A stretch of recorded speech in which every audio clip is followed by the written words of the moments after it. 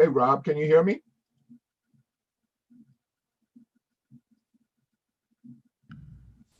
Yeah, I can hear you. Oh, good. How you doing, buddy? Not too bad. How are you? Good, good.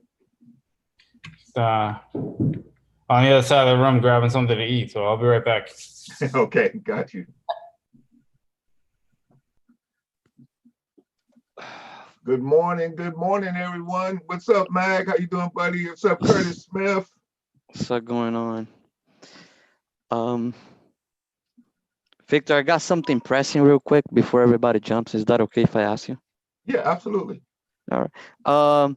So I have this property that I want to talk to. I'm gonna talk to this lady. It's a Uh-huh. condominium in Florida. I checked the comps and everything. It seems to be a decent price that she's asking. You know, Uh-huh. it's 189 and it's going for like 250, 300. So she's an older lady and she just wants to get rid of it. Nice. Now how can I put that on the contract?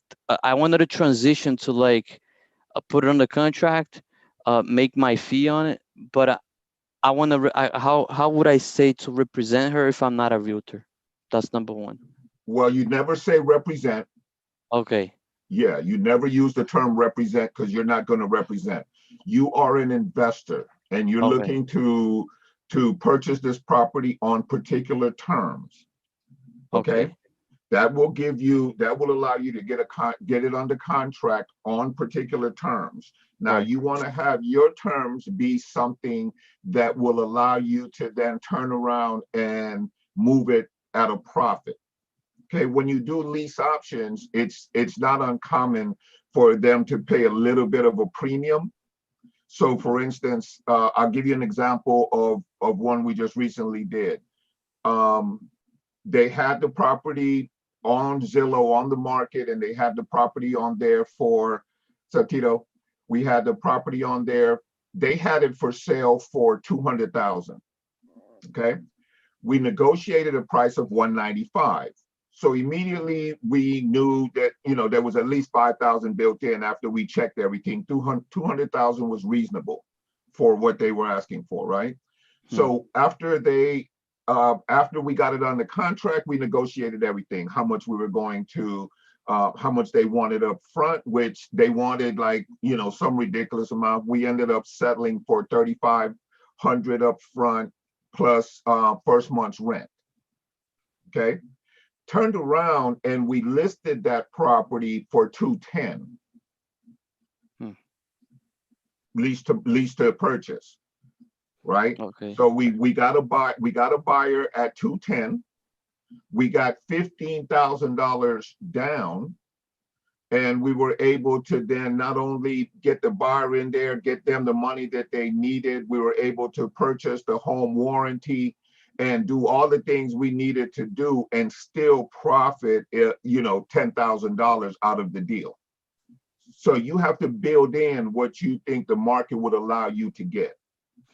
Right. Well, she gave me a price which is lower than I saw the last sold comps, a lot Okay. lower. Okay. So So you're good. You're good there. I was just thinking about like put it on the contract and then wholesale the deal. Get the contract in the terms that she's looking for, because evidently you already realize the terms are in your favor, right? Yeah. Yeah, already. So you can literally give her what she wants and still win. Gotcha. That So makes sense? just make her more satisfied. Yeah, just satisfy what she wants. Find out what she wants. As far you already know the price, you already know the comps. Your next issue is going to be condition. Hmm.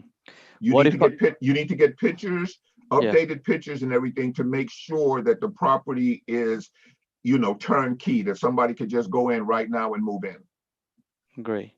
If What they if I can't, go what ahead. if I want to go put it like a short-term rental? How would I transition the conversation to short-term rental, like Airbnb or something Um, for myself? you can do anything you want once you contract it, but you just have to make sure that she gets paid. Gotcha. Okay. So if you're going to do short-term rental on it, understand that if you are not receiving money in 1 month, you're still obligated to pay her what she's owed. Yeah. Okay, so if it comes out of pocket, it comes out of pocket. But you signed a contract, and the contract says you're going to pay her a certain amount of money every single month. So she's owed that money. Right. Gotcha. So whether you rent that month or not, you got to come up with that money. All right. That's the only drawback, especially in this environment. And I would, I would consider whether or not you really want to do short-term rentals in this environment. It's not the easiest thing to do right now because of COVID. Right. Right. And you also, one of the other things that's been an issue with short-term rentals nowadays is also the fact that a lot of municipalities, a lot of areas are not allowing you to do short-term rentals. So you want to make sure that you are, on track with that as well. All right. All right. Make sure that that area is allowing you to do short-term rentals. Perfect. All Okay. right. Yeah. Thank you. Thank Well, you. Yeah. hey, Mag, one thing too you got to worry about is what kind of renters and how they're going to take care of the place. They got no skin in the game. So, Well, that's absolutely true. There is, how are you qualifying your renters? Are you using some sort of background check system, something like that? Me or Joe? Yeah. Oh, okay. I thought you asked Joe. So yeah, I think we have a website that we go through. It's what is it? I forgot the name of it, but the one The that you same guys one that get. Justin Yeah, uses? yeah, the same one that Justin smart uses. moves. Yeah, Smart Moves.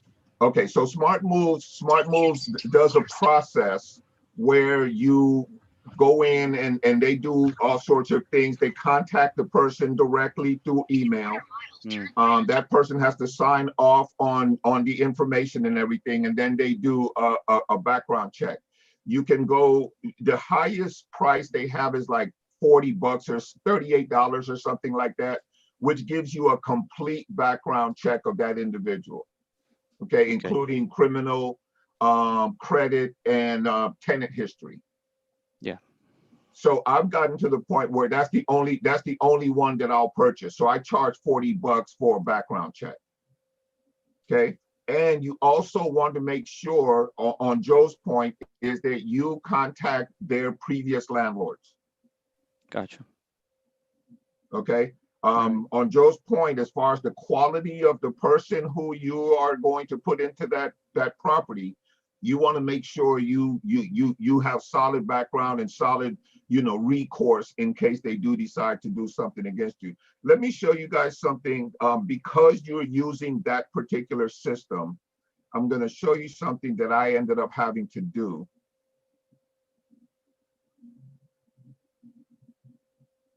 Okay, can you see my screen? Yeah, Can you see this form? we see it. Okay, so the form that I'm using here is a form that I ended up having to modify. Okay, and if you notice, I had to put a lot more information on this form, and I'm just sharing with this with you guys right now. I know we're going to do role play, but this turned out to be an issue for me. This is not my updated one because I actually put $40 right here. But I had them make sure that they complete all the information. The original form that comes in the packet that I got from the course, from Justin's course, because of the background system that I'm using, it didn't give me enough information. Like some of the things I had to change. You have to get date of birth. It's not on the original form. Okay, you have to make sure you get date of birth. On the property where they're currently at, you want to get whether they own or they rent and how long they've been there. Also, I don't think that's on the form. So these are things I had to add.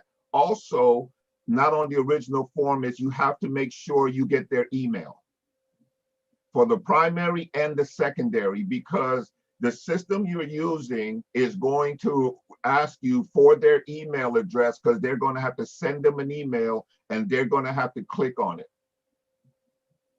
Okay, so you're going to have to get this information right here. then, you know, obviously all of the phone numbers, you want to, if they're less than 2 years, you want to get all the rest of the information. If they have a second employer, you want to get that if they've been there less than 2 years, or if it's a second job or business, you want to get that information also.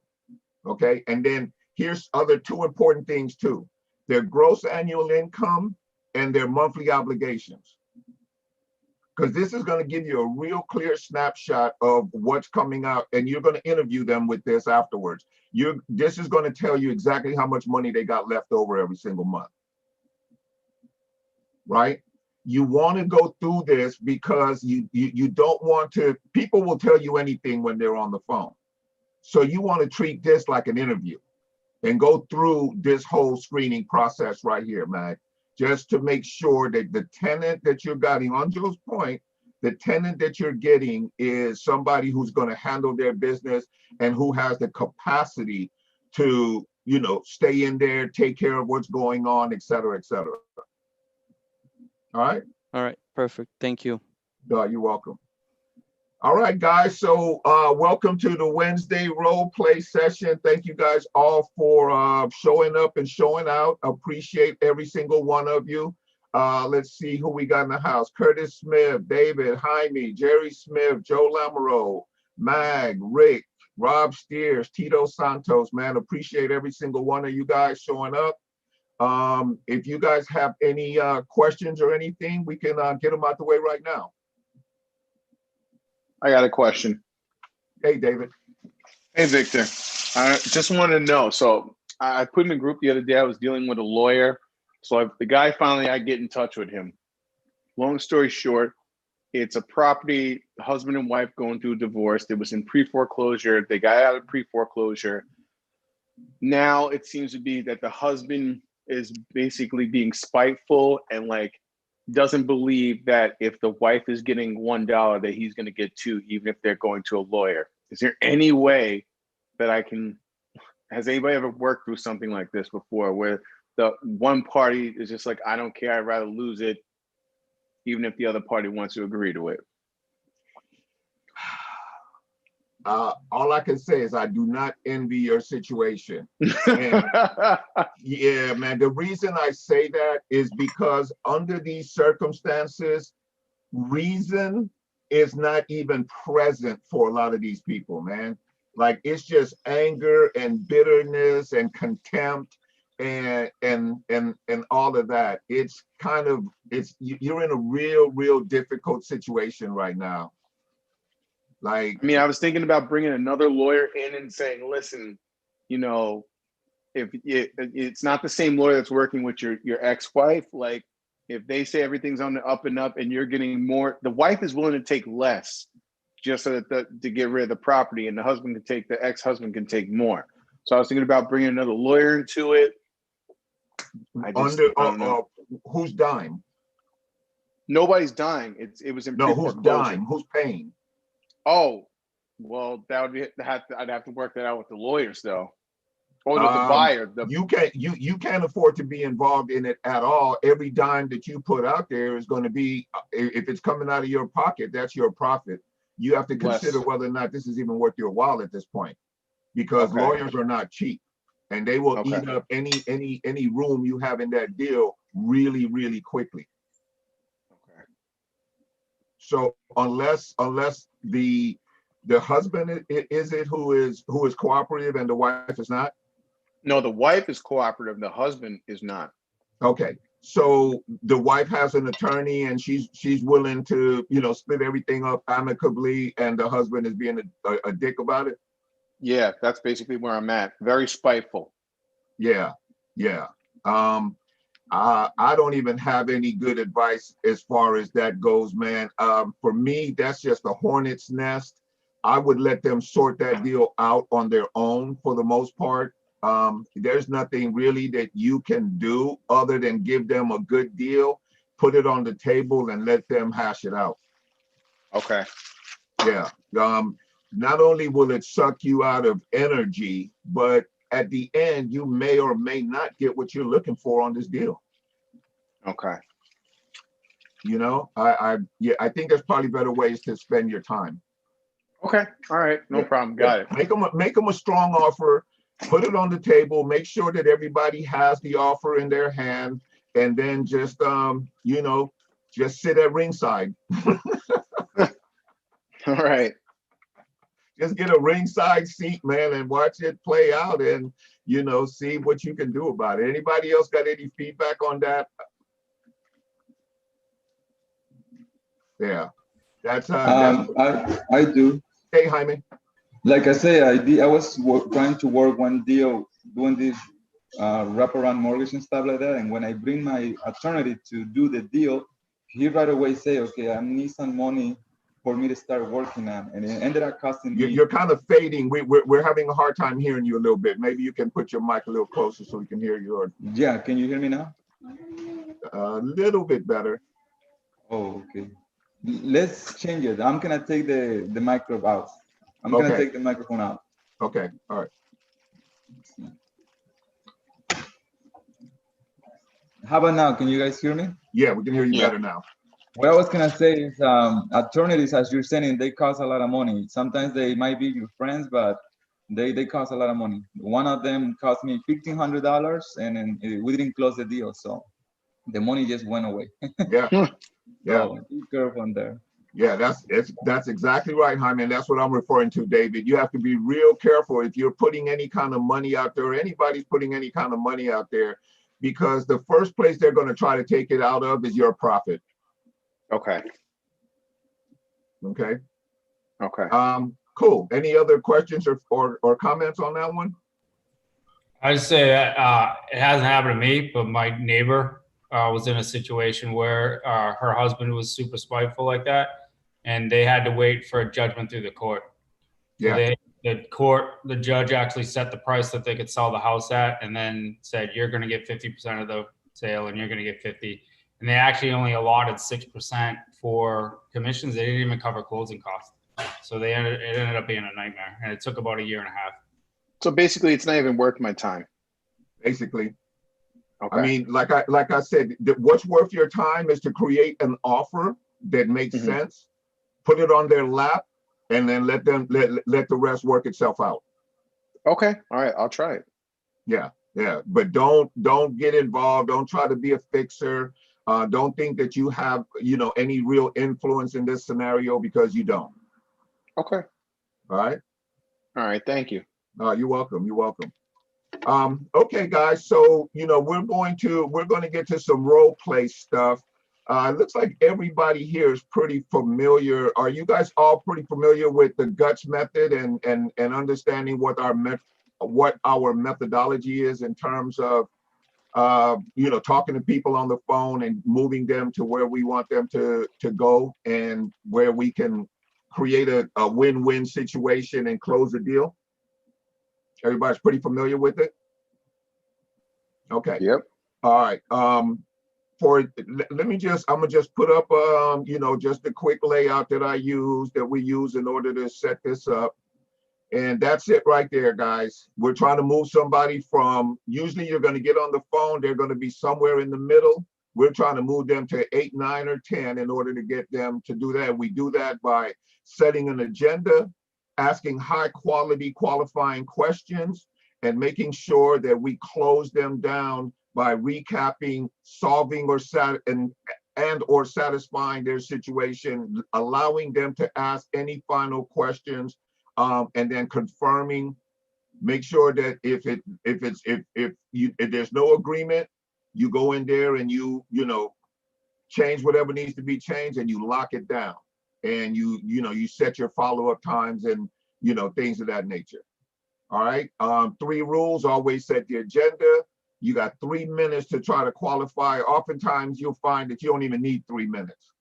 Okay. And then there'll be other times when you might have to go a little bit longer, because either they might be a talker, and you'll find this with a lot of older people. They'll keep you on the phone just to have a conversation. So, you know, sometimes, you know, it's up to you whether or not you really just want to be altruistic that day. And the main thing is fire an unqualified prospect. If they're unqualified, get out of there as quickly as possible and move on to making more calls and getting highly qualified prospects. Otherwise, you'll find yourself getting really low on energy and starting to take on a little negativity about the whole thing and starting to lose your mojo. You have to protect yourself.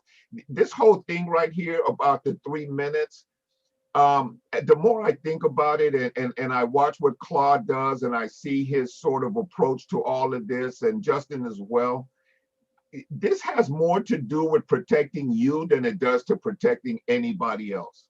Okay, this is about protecting your attitude, your energy level, your motivation, your long-term ability to hang in there. If you let somebody stay on the phone with you for 10 minutes, 15 minutes, 30 minutes, they'll just eat up your time. But more importantly, they'll eat up your want to, especially if you don't get deals. After a while, it's just like you start having these conversations in the back of your head telling you that, this is not really going to work out. Why am I doing this? This is not really working. It's just all sorts of shit just starts going on if you're not seeing success.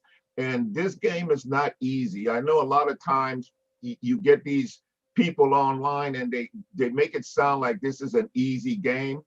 It's not easy at all, folks. Like, you got to put in work and you got to put in time. And if you're not willing to do that, you're not going to see results in this game. Plain and simple. So guard yourselves against, the energy suckers that are out there that'll want to take your time from you.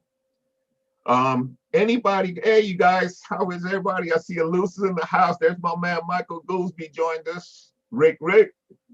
All right, good. You guys are awesome, man. Let's do some role play, you guys. Jerry Smith, what's up, man? My guy. So who wants to join in? Who has a scenario? Who has something? We can do it. You guys can participate, or you can put me on the hot seat. It doesn't matter either way. But if you guys have something you guys want to run through, let's do it. Victor, I got one. Let's go, David. So this is actually a real lead that I'm working right now. Got it. So this lead actually came, I had seen this house, I passed by it a bunch of times, and the owner died. I finally was able to find who the, I guess, adjudicator of the will or the executor. Got it. Facebook, in the Facebook group in the town that I live in, the neighbors are complaining about the property because the grass is high, and one person goes, "Oh, don't worry, we'll call the town." So I saw that. I was like, I got to figure out who the next owner is. Maybe I can get in touch with them. So it was his, I believe his uncle. He lives, this is New York. He lives down in Kentucky. So I found him, and actually I got to call him, and that's what I'm working on right now. Okay. All right. So what role do you want to play? Do you want me to play it with you? How do you want to work it? I'll be the buyer if you want to be the seller, or somebody wants to be the well, I guess the seller now. Okay. And don't make it easy, whoever goes on. Okay. Now I could do it, or does somebody else want to jump in here? All right, let's go, David. Me and you, baby. Oh, Michael, you want to jump in there? I'll jump. I'd be the seller. Look at Big Mike. All right, appreciate you, brother. Yes, sir. All right. Oh, Ring, so ring. David, you're gonna do it with Michael. Michael, David, Michael. Okay. Thanks, Mike. Let's do it, Dave. All right. Ring, ring. Hello. Hey, I'm not sure if this is the right number. My name's Dave. I'm trying to reach Lewis. Yes, speaking. How can I help you today? Hey, Lewis. I know this is kind of weird phone call to get, but I'm actually calling from New York. You wouldn't be happen to be a relative of Lou that lived up here, would you? Yes, Out in Nassau? One of my relatives. How can I help you with Yeah. that? Well, I saw he passed away about 2 years ago. I just want to say I'm sorry for your loss. But the reason why I'm calling is I came across the property and it's actually, I run by there every day. I remember your relative, he used to wave every morning. He had the American flag in front. And Yeah. there's a group around here, the residents, I guess they've been complaining about the grass. Long story short, they're getting ready to call the town to come in and hit the property owner with fees for not like cleaning the yard. So that's why I'm trying to reach out to you to see if, you know, if you're the owner, first of all, and then, you know, I'm an investor, so I just want to see if there was a possibility that you'd be interested in selling. No, I'm not the owner, but like I said, it was my uncle's house, and like I say, he did pass away. Okay. So how did you get my number? So okay, so let me explain to you how I got it. I actually came across your number because I live around the corner, and the neighbors had all passed around and said like, we know he lives out of state. So I looked for a while, I couldn't find anything. I was actually able to find you at through probate court, like you were listed with your address down in Kentucky. So I just want to ask you a couple questions. See, you can ask me a couple questions and see if this is something that might work out. Does it sound like okay? Yes. All right. Well, so I know you're listed as the adjudicator on the will. So I just wanted to see, are you looking to sell at this point the property since it's listed to you? Yeah, I'm looking to sell it because, like I say, I'm down in Kentucky, and this property's in New York, and I mean, I don't have time to go back and forth to, you know, go through all that stuff, take all the furniture and all that stuff out. I do want to sell it, you know. Okay. About I can understand that's a long. Well, you flying up every couple months to take a look at the property? Yeah, sometimes I drive, sometimes I fly. It just depends. That's a long drive. How long does it take to get here? And probably about 12 hours. It just depends if I'm more have to keep stopping to use the restroom or not. But you know, just oh wow, sightseeing or whatever. But you know, just get that we have to do it, come back to the house. All right, I understand that. So that's tough, man, going back and forth. I really give it to you. You've been doing it for this long. Like it's been in good shape the last couple times I ran by, but yeah, it's tough, man. I completely understand. How much do you think the house is worth? Well, right now I think it's like 378, something like that, 375, 378, somewhere along there. 378. And how'd you get to that number? I mean, just you know, I had a friend not too long ago sold this house in the area for like, I think it was like 390 or something like that. Let me jump in here real quick. Okay. Because of the circumstance that this particular property is in, given that it is in a court situation, one of the questions that you might want to ask, rather than have him trying to figure out values and stuff, find out if a price has been set on the property by the court. Okay. Because the court may have already, like we were talking about before, I believe Rob mentioned that there is a possibility that they could have already established a price on that property. Through probate, they would do that? Huh? Through probate, they would do that? Through probate, they may have, you know, especially if it's a contentious divorce or something, they may have actually already set pricing. So, you know, where I would probably go with this is try to determine what they already know and what their options already are in terms of, you know, just kind of getting some information from them. Okay. All right. Make sense? Makes sense. Let me try it. All right. So Mike, I know the whole process was going through probate. Did the judge like have a ruling that says that the property had to be sold for a certain price point, or what kind of stage are you in right now? Right. That's what the judge has set aside for us to be sold at that amount. So for that amount. So right. That amount was what again? Right, through the probate court. Okay, and what was the amount that they said that you had to settle at? 375. 375. Okay. Okay. And are you the only decision maker in this process? Like, is there anybody else you have to consult with in the family to see? I'm gonna jump in here on you again, David. Right now, because it's a probate, find out if they have any dictates, mandates, or conditions in terms of how much they can pay to have this property sold, because they'll often, like we were talking about before, they set it at 6%. Mhm. It's still a deal if you can get it below market, but find out But- what the whole entire setup is if the court has mandated conditions for this sale. But now, if the court is mandating that it has to be 375, like I'm basically out of my typical wholesale deal right there. Yep. If it's mandated by the court and you know that already, this call is literally over. Right. Yeah. Does that Okay. make sense? And Yeah, this is because what I- we're talking about, qualifying within 3 minutes. This call could literally be over unless somehow or another he takes it out of the court's hands and sells it on his own. Or what happens if I do a lease option at 375? You could, but it doesn't sound like it's a lease option property because of the condition. Okay. All right. So how Right, would he because get rid of the you property? said it was overgrown and, ready to get, red tagged by the city and all that. That's not a lease option opportunity right there. So So can you do a basically- sub two? What's that? Can you do a sub two? It's owned outright, so there's no finance in place with this property. It's paid Mhm. off. Mhm.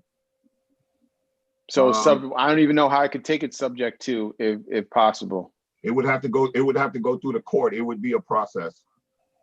So this isn't even worth it, basically. Right. And that's why I wanted you to start off rather than waste your time trying to make a deal. Find Mhm. out what the court has mandated up to this point. Michael is at a disadvantage because he's, kind of flying by the seat of his pants in terms of, how to answer the questions because he doesn't know what the court has already determined. Right. But when Okay. when you're dealing with probate, the first thing you have to find out is what has the court determined and what permissions have they given you. Okay. So what does the court determine? What permissions? Okay. All right. So Michael, so the court determined it's got to be sold at 375. Is there any other like contingencies or circumstances that the court's allowing you to do? Like, can you buy it yourself or? No, I mean, that's how they have this set up. I mean, this is what they've given me at this Okay. in this process. Well, Michael, I appreciate your time. I don't want to hold you up anymore, but I want to try to help you out, but with the court's decisions and everything, I really can at that price point. And I'd hate to see that it fall into the county's hands and you not get anything out of it. But if something changes, please let me know because I'm more than willing to try to help you out. Yes, I'll just get your, like I said, I'll just lock your phone number in and things get, finalized or whatever. I'll definitely give you a call back. Like I said, because I don't want to keep going back and forth with this property. I'm trying to get rid of it. This is, like I Okay. said, the court system got us locked up right now. All right, Michael, one more thing I could probably do for you. Since you've going back and forth and you have to sell it at that price point, I can actually refer you to one of my realtor contacts if that helps out. Sounds good. Okay. All right, Michael, listen, you got my contact number. If things change, I'll reach out to me. In the meantime, I'll refer you over to my realtor friend that'll help take care of you. Thank you. Thank you. Thank you. David, one more thing that you possibly could do at this point is say, look, Michael, I've done some research on this deal. I kind of know what is my absolute best offer that I can make. Why don't I just put that in writing and send it over to you?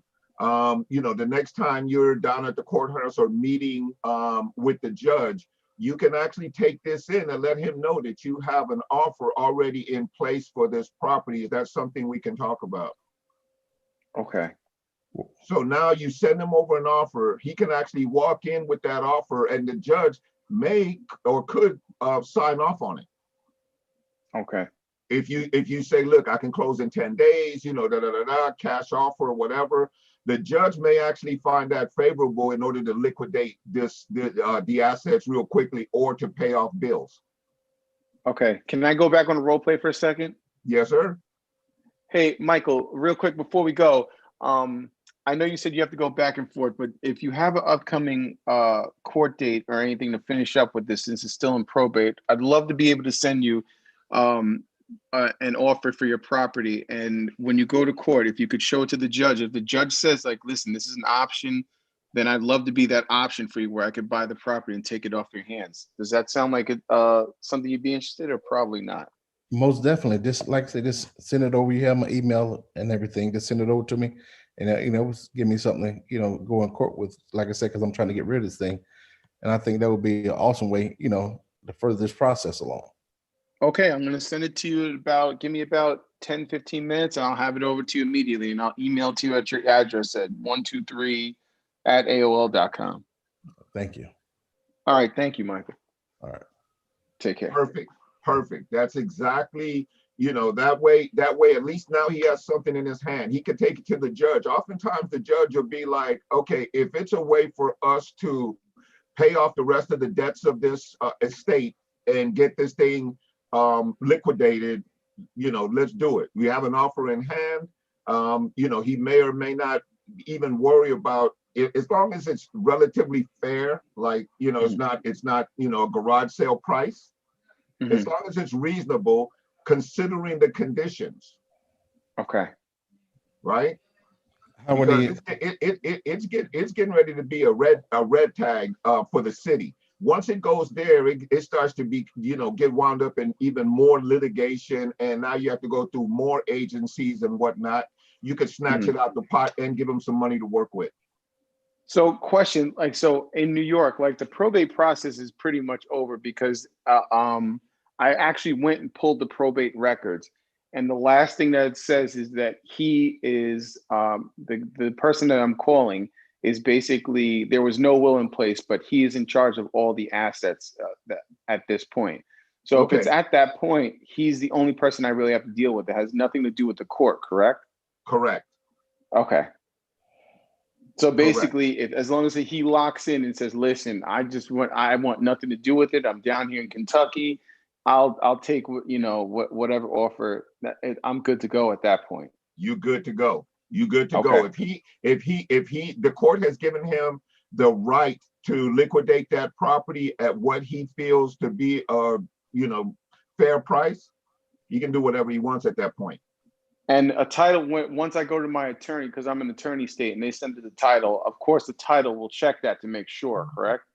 The title will check to make sure that it can transfer that property with a clean and clear title. Okay, perfect. Okay, and if there is, if what a title company is, for those of you who aren't sure, a title company ensures that you have a clean, clear, and transferable title. If in fact something should happen, the reason it's called insurance is because if somebody comes down the road in 5 years and says, well, I have a claim on this property, your title insurance will pay off that claim on that property and maintain your ownership position. That's what title insurance is, in case you guys didn't know. It protects you so that if somebody comes down the road, they've already indemnified you. They've already kind of held you harmless. You are safe. We'll take care of it from here. And you pay you pay for that privilege through title insurance. And that's why it's called insurance. Okay, so they do a background check. They go back to as far as the title as they can find, as far as the chain, as far as they can go down the chain, they'll go check it to make sure that there's no claims against this property, because they're not going to put themselves in a position to have to pay out. So they're going to do their due diligence. And once they sign off on it, you're pretty much covered. All right. Thanks. Appreciate the help, Victor. Thanks, Mike. No problem, babe. Yes, sir. All right, guys. Great one. Thank you very much. How did you guys, did anybody get anything out of that? Anybody want to give some feedback? Ask any questions about it? Good. We're good. So Vic, Yeah. what would you you would do that? What percentage would you offer it at? 65% or 55%? On that deal, Yeah. I'm looking at 70%. I mean, the house it needs repair badly. So you want to do it at 65 or 70% is in New York? That's you guys usually buy?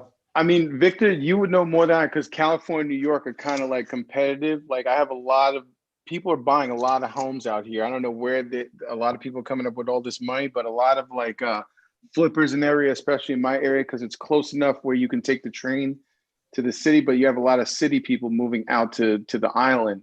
So I mean, it's competitive. So I would do it at 70%. If I do better than that on numbers and everything, bet that's more money for me. You're exactly on the right track. You're exactly on the right track. At 375, what are you looking at 70? Is that the number we're working with, 375, or what's the number you're working with? Hold on, I'll tell you exactly what it is. It was 345 actually. 345 is what they're saying it ARV. Okay, so 241.5 is 70%. Mhm. Okay, so anything that you can get, where would you start your negotiations? 220. My man. I would even go 210 if I could.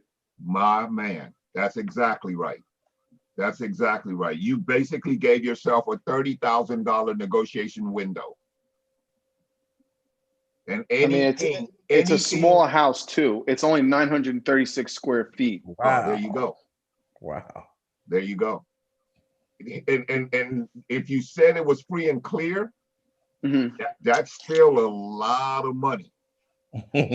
That's still a lot of money to be getting, you know, at one time. So it's that's an attractive deal.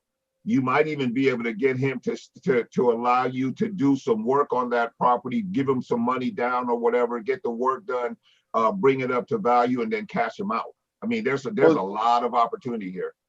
That's what I was thinking too. I think you were talking about it yesterday, or somebody brought it up yesterday. The flex option deal. Yeah. Something. It's kind of like a hybrid where like they're getting some of the equity or something. I forgot how it was explained, but I saw that. But I was like, you know what? Let me just call this guy first and see what he's open to. And I would lead with a wholesale deal. If not, then maybe it depends on how low this guy would go. If he's like, listen, I want nothing to do with it. I was like, okay, maybe I'll hold it for myself and do a rental, and then I'll do a hard money loan, refi out after it's fixed up and everything. Yeah. What if I can get you $200,000 cash within the next 10 days? Is that something we can talk about, or maybe not? Yeah, exactly. You know what I'm saying? He wants to be out of it. With this statement, you've created a certain level of speed and urgency immediately. You know, let's just get you in here. Let's get this done for you. Let's get $200,000, and I would emphasize $200,000 into your pocket in the next 10 days. What would that do for you? And you know what? I actually tracked down where this guy lives. I went on Zillow. This guy lives in a mansion in Kentucky. I mean, it's crazy. Yeah. Yeah. So, you know, with that said, he might be a little bit more sophisticated than that. And he might also just be business savvy and just like, you know what, and here's another option for you to consider also.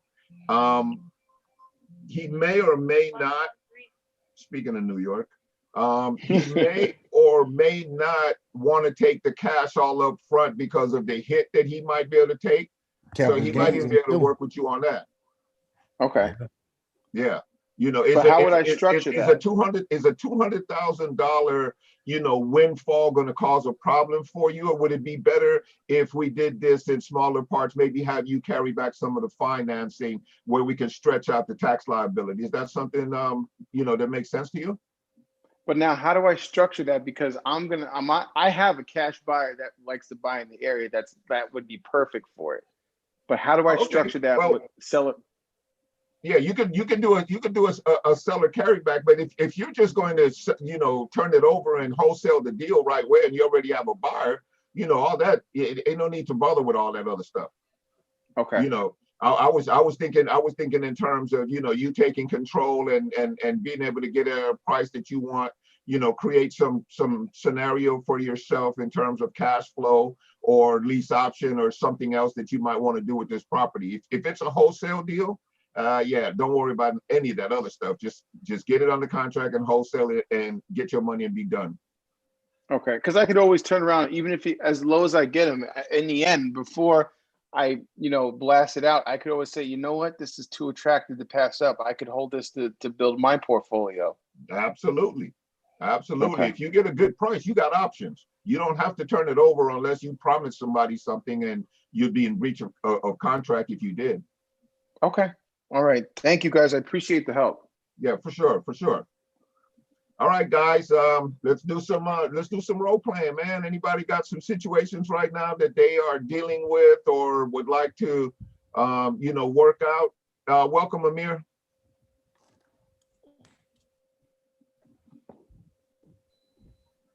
How Come you on, doing? guys. Who's this? Oh, hey, Amir, how you doing, buddy? Good. How's everything? How's your calls been going? Another day, another dollar. Hey, my man. Just keep it pumping. Hey, you guys, come on, man. Let's do some role play. I know you guys got some situations. Even if you guys, because I know that what I've been seeing, and maybe you guys have been seeing it too. There seems to be a little bit of a slowdown in the market. I've been finding it a little bit more difficult to find, good deals. I'm running up against people have a little bit of concern about the future. Everybody is a little bit more scared right now than they were even a month ago. Are you guys experiencing kind of, some of the same thing? What are you guys seeing in the market?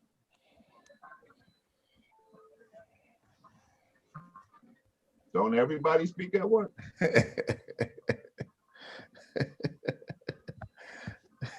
Come on, you guys. I know. Are you guys making calls or? Because if you're making calls, you have some input. So unless you're not making calls, and if you're not making calls, shame on you. Right. Over here, it seems like they're buying a lot. Is that you, David? Yeah. Okay, yeah. You're seeing a lot of activity in your area? Yeah, next door to my house, right? They just knocked down a old, but it was only for land value. They knocked it down and they rebuilt it. The house next to that caught on fire like a year ago. They already fixed and flipped that one. Okay. So there are a lot of people are still buying out here. Yeah, I actually talked to a cash buyer 2 days ago, and the bottom line to what he said to me is, we're still buying and we're still interested and we'll buy anything you come up with. That was his between him and his brothers. They have a few $1 million that they can spend, and they don't seem to have a real concern about what the future holds. Are you seeing like California, like out in California, are you seeing there a lot of people are leaving like the city limits and coming out to the suburbs? That seems to be the conversation that's going on. Whether or not I see it personally, I don't know if I see it myself, but there definitely seems to be, based on all the reports that I'm reading and some of the feedback that I'm hearing on the news and stuff, it's definitely starting to look like there's an exodus out of the city because of in LA for sure. There's a homelessness issue that's starting to really take a toll. And then, you don't want to pay $1 million for a 1-bedroom and have a homeless guy in front. Yeah. And that's kind of what we're seeing, a 1-bedroom, flat. I say flat, we don't call them flats in California. A 1-bedroom condo here in California could cost you $1 million easy. Jesus. Right? Yeah. And then you walk outside and have to step over a homeless guy. Wow. See that we're dealing with the same thing in the city. Like there's crime is out of control, and like it's just the homeless, and like the city. There's a lot of like furloughs. The mayor just announced that they're the whole mayor's office is gonna take like a 1-week furlough at some point between October to March. So a lot of people are working from home, and now they're either leaving New York completely and going down south, or they're moving out towards the island. Like the realtors out here are busy. They coming to New Jersey, man. That's what's happening. And now New Jersey people gotta move down to PA to cheaper prices. Yeah. It's a push. Everybody's pushing here. Everybody's pushing. I feel in Cleveland, many people from expensive places like New York, a lot of people moving here. But the market is crazy. It's homeowners keep buying. I just changed 2 houses we bought. We were supposed to make it as a rental, and we decided to sell it because like you said, Victor, I get the feeling that we won't see this kind of market in the future, in the soon future. Mhm. And I feel I'm not the only one, but it's the market. It's crazy. You can, what if you list it today, you sell it yesterday. Yeah. Homeowners and investors, it's just so hard to find good deals right now. So hard. Mhm. And Yeah. all these wholesale signs that you call, like none of the wholesalers have, because I tried to do the trick that Arturo was saying, like, yeah, put me on your cash buyers list, and then follow when they call you with a deal, follow it for like a couple months when it falls off. Hey, what happened with that property? And then you go back, and if they say it fell out because of X, Y, and Z, then you see if you can do it if they couldn't get it done. But like Yeah. the wholesalers here aren't there. They have nothing. But everybody's buying. Like I don't know who's getting approved for these loans, because now the banks are being more strict with like their lending policies. You can't come with just 20% now. You got to come with more. Yeah, but you know, a lot of people have been hoarding money for a while. You know, with the relief and everything else that's been going on. You know, with the extra that you're getting on unemployment, people are hoarding a lot of money. They're not going out. They're not partying. They're not doing all the things that they used to do. So now they have a whole lot more resources. So putting 30-40% down is not unusual now, and that will allow them to qualify for pretty much any loan. And that's kind of what I'm seeing. 20% seems like a lot, but people seem to have the money to, you know, just blow by 20%. And they're getting their loans There now. are a lot of out-of-state cash buyers. A lot of out-of-state cash buyers, because you Many figure out-of-state cash buyers. We have a list. I have much more buyers than properties to sell. My problem is not money. My problem is properties. that's right. That's right. Because if you come from California, that you sell that $1 million 1-bedroom condo in California, and you decided to go to Pennsylvania, or you know, Alabama or Kentucky or any of those places down there, are you kidding? You're not worried about financing. And that's what we're seeing. People are moving from these expensive areas, and they're moving around the country, and they're coming with big pocketfuls of cash. So you better start marketing the war area. Well, what's that, Edward? You said better start. I said they better start marketing the war areas. Yeah. Hey, you guys, let's do some role play, man. Let's anybody want to jump in? I'll do it with somebody. You guys got a situation? Somebody want to talk about anything? They trying to sell them and move to the city now. Was that it? I say a lot of the people I know in Chicago that was in the suburbs with them $200,000 homes, they trying to sell them and move into the city because they traveling so far back and forth to the city every day. Are city prices dropping or? Yeah, what's happening is a lot of middle class was in the city, in the inner city, like the outskirts of the city that was closer. A lot of the people that's making them 6-figure incomes are staying in the suburbs, and it's taking 45 minutes or almost an hour just one way. Especially during rush hour. Yeah, so they moving into the city, and a lot of them leaving their houses empty and just finding spaces in the city because they saving so much money.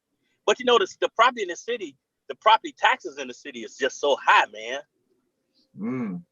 Chicago is a ripoff from Texas. Yeah. Try California. I can imagine. They talking about raising taxes again in California. It's ridiculous. Well, I'm looking to move to Nevada, so I've been looking at their taxes. Their taxes is pretty reasonable, and they got some properties opening up in Nevada too. So yeah. Plus it's they don't have they don't charge personal income tax. There's no state tax in Nevada. Right. Yeah. That's another reason why I want to go there. Yeah. Okay, come on, you guys. Let's do some role play, man. Who wants to role play with me? We'll just create something. We'll just work it out. I want to be I drive with you. No, I can't do it because I'm driving. I'll be getting out in another 5 minutes. Okay. All right, Ed. What you say, Jaime? I want to be a buyer if it's possible. Okay. All right. Anybody want to be a seller? I'll work with I'm you. gonna get somebody. I only got about 5 minutes. I got to get out. Okay, well, why don't we let somebody else do it in case it goes a little bit longer? Sorry, Okay. I Unmute. don't understand. You got to unmute, Jerry. All right, we ready? You got to Oh, no, I unmute, baby. think Jerry's unmuting. It's just that I have a seller that is out of state, so he's from Tennessee, and let's do that role play and let's see how we come out. Out of state, Out of from state, Tennessee. yeah. Tennessee, yeah, and I'm in Chicago. Okay. All right. All right, so let's you do will it. be the one, Jerry. All right, ring. Oh, Hello. hey, is this Jerry? Yes, it is. All right, great, man. I did email you yesterday. We were gonna be talking right now about this house that you got for sale. Did I catch you in good time, or is it a bad time right now? Yes, it's a good time. All right, great. Well, like I told you on the email, my wife and I were trying to buy our next investment property, and we run across yours. I definitely want to ask you a couple questions. Let you ask me a couple questions, and if you feel it's not a good fit, feel free to fire me. Well, that sounds good to you? Yes, it does. All right, great. Well, I kind of saw a few pictures on your post. What can you tell me about this place? Why is it that you're selling it? Well, the house, as far as the house, is in good shape. Doesn't need any repairs. I've lived here for 10 years, and we just decided to downsize. Okay. Is that the only reason? I mean, is the house is free and clear, or do you owe anything? I have a mortgage on it. Okay. What's the ballpark on that mortgage? Are you still owing a big amount on it, or no? It's a reasonable amount. Okay. Okay, that's good. So what is your asking price? I really would like to get 260 for the house. Okay. What are the homes are selling in that area? Are they selling for 260 or a little lower than that or higher? They're selling for around that price. I looked on Zillow, and the houses like this house I got, they're selling for around that price. Okay. Have you done any repairs on the house, or they needs any upgrades or anything like that? The house is in good shape. I haven't done any upgrades since I lived here. Oh, I see. Okay. When it comes to timing, how soon are you looking to sell? Do you already got your second place that you're gonna be moving on, or is there something that you're still thinking about it? Well, I've been talking back and forward with the wife, and our mind is pretty much made up. You know, if we get our price for the house, we're gonna sell. And if we don't get our price, we're just gonna live here. Okay. If I was willing to pay all closing costs and give you a good price for it, what would be the least you would be willing to take for it?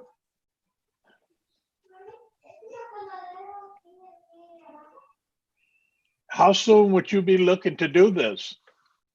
Well, as soon as I know that I'm getting a good price for the house, I can definitely close in the next 30 days if that would be convenience for you. I definitely want to kind of, yeah, I mean, I'm ready to buy a house, but I want to make sure that I'm getting for a good price, you know? Well, if you're going to close in 30 days, I could probably do, say, 255. Oh, okay, 255.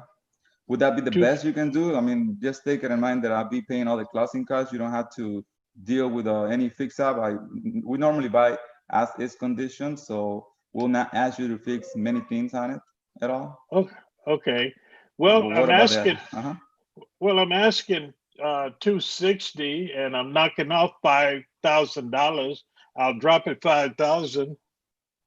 I thought that was a good price. Yeah, you know, for like I say, we're trying to get our next investment property, and giving you a very close market price, it would not be a great fit for us. So, and you're saying that you still, I mean, you already bought this second place, right, or not yet? Not yet. I'm going to wait until I sell this property. Okay. Now let me ask you this other thing. Are you the only person that is on title, or there's someone else committed to this? If we were able to do business today? It would be my wife and me. Oh, okay. Okay, when will be a good time that maybe your wife will be around and that way we can talk all three and try to close something out here? Well, whatever decision I make, my wife will go along with it. We've already talked about it. Great, So, okay. So if you and me, we could put a deal together, then we could get it done. Okay, I see. What is your, but I just don't want to give my house away, okay? I know a lot of investors, they want to buy the houses, they fix them up, and then they make a lot of money. I just don't want to give my house away. I mean, I'm open. If you give me a fair price, you know, I'm open, but like I said, I just don't want to give it away.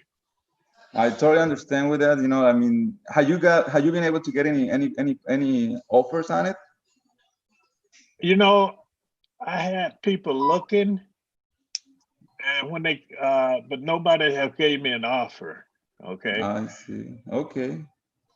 Well, let me tell you this. I mean, you know, I don't want to treat you a cash offer because your house doesn't need that many repairs at all. So putting a cash offer on your house, for me to make sense, it would be something like 70 cents on the dollar. And then I know that you're not willing to go that route. But what I can probably do before, I don't think I'm a good fit buyer for this house as cash. But what I can do is get close to your asking price. If you were willing to do something like lease purchase, would that be something you'll be open to it or maybe not? Well, you know, I really would like to sell this house and get my money so I could use this money to buy another house. Okay. How much money are you talking about? Tell me. I mean, I'm flexible. If you give me a good price, we could probably work something out, but you know. But you're asking for 260, right? That's what we were talking about, and then 260. Yeah. Can you do any better than 70 cents on the dollar? You know, I mean, if I give you like 75 or 80% on 80 cents on the dollar, I would still be very tied up with your asking price. You know, for 260, my best cash offer, if I was willing to wire you a check on the next 30 days, will be, in order for it to make sense for us, will be something like 185, 189, the max, and I can close in 30 days. I don't know if you'll be open to that as a cash offer. And by no means, I'm not trying to offend you. Okay. Could you, what if I came down to, let's say, 200,000, and we're 260, say I came down to 200,000, how would that be? Well, that's a way better price. I mean, I feel that's better. Now, let me ask you this: there's any other things on that house that might need to get fixed up? Maybe the kitchen is a little bit more a little more updating, and then the house can easily resell for 270. Do you think that's an opportunity there, or you don't see that? Well, you know, I never really thought about it like that. I mean, I lived here for 10 years. Everything works in the house. The house is in good shape. To me, I don't feel it need any upgrades. Okay. But you, so you're saying if I was willing to wire you a check for 200, you'll be willing to sell it, right? Yes, I would. Okay. Well, let me do this. I had to do a little bit of the diligence on that one. See if that would be a good price for myself. And if it's a good price, I definitely can get back to you. But you know what? Before I get out of this call, if I was going back to this other thing, if I was willing to, like I say, give you close to your asking price, 255 or 255, and would you be willing to hold the note for 2 years, and after that I will be paying you off, and then pretty much you'll be ended up making more money? Would that be something you'll be open to? And then you really don't have to take care of the house no more, because I'll be actually buying it from you. 265, huh? I mean 255. Canada say 255. Okay. And you no longer 250 had to 250 deal with, yeah, you no longer had to deal with any repairs or anything like that. So pretty much, and you'll be walking out in 2 years or a little less with that price. Would that be something you'll be open to it, or maybe not? How much you gonna put down? How much do you have in mind? Yeah. I like to see at least 30,000. Oh, 30,000. Would that be the best you can do on the 30 grand? I mean, I think it's a little too much. I can probably do, yeah, 30 grand is a little too much. Like I say, if I was, I'm throwing this on the deal. I'm gonna be taking care of maintenance, repairs, pay all the closing costs when it comes to time to close on this place. How lower can you go on the down payment? Oh boy, shoot. I'm trying to create a win-win situation here between you and I definitely, you know, I don't want to make you feel that you're losing. I want to create a win-win situation here for both of us. So what's the most you could pay? And the down payment, let me see. You're giving me some, now you're giving me some work. I gotta do some thinking. Well, you came to me. I thought you had all the answers. I thought you had it figured out. There you go. Well, here's the deal. In order for you to see that I will have skin in the game and that I'm a serious person willing to buy your property, I can do something like $8,000 and keep making your monthly payments. Would that be something that you'll be open to it? You know, I'm not gonna be destroying your place. I mean, I'm actually buying it in the next two years. What'd you say?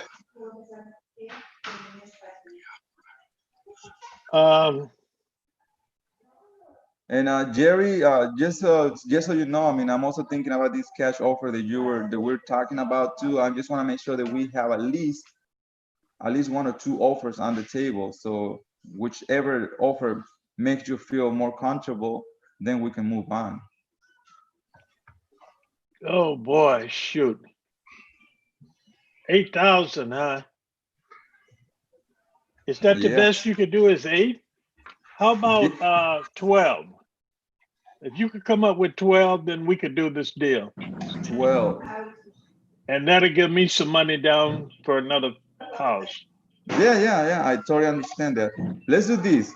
Let's split it in the middle. Out of 8 and 12, let's do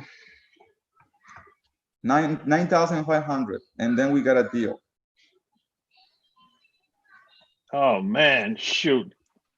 I gotta go back to my wife with this. Jerry, and I try to understand that, you know, definitely. What time would you be doing the talking with your wife, and then I can definitely call you and follow up on this and pretty much go from there.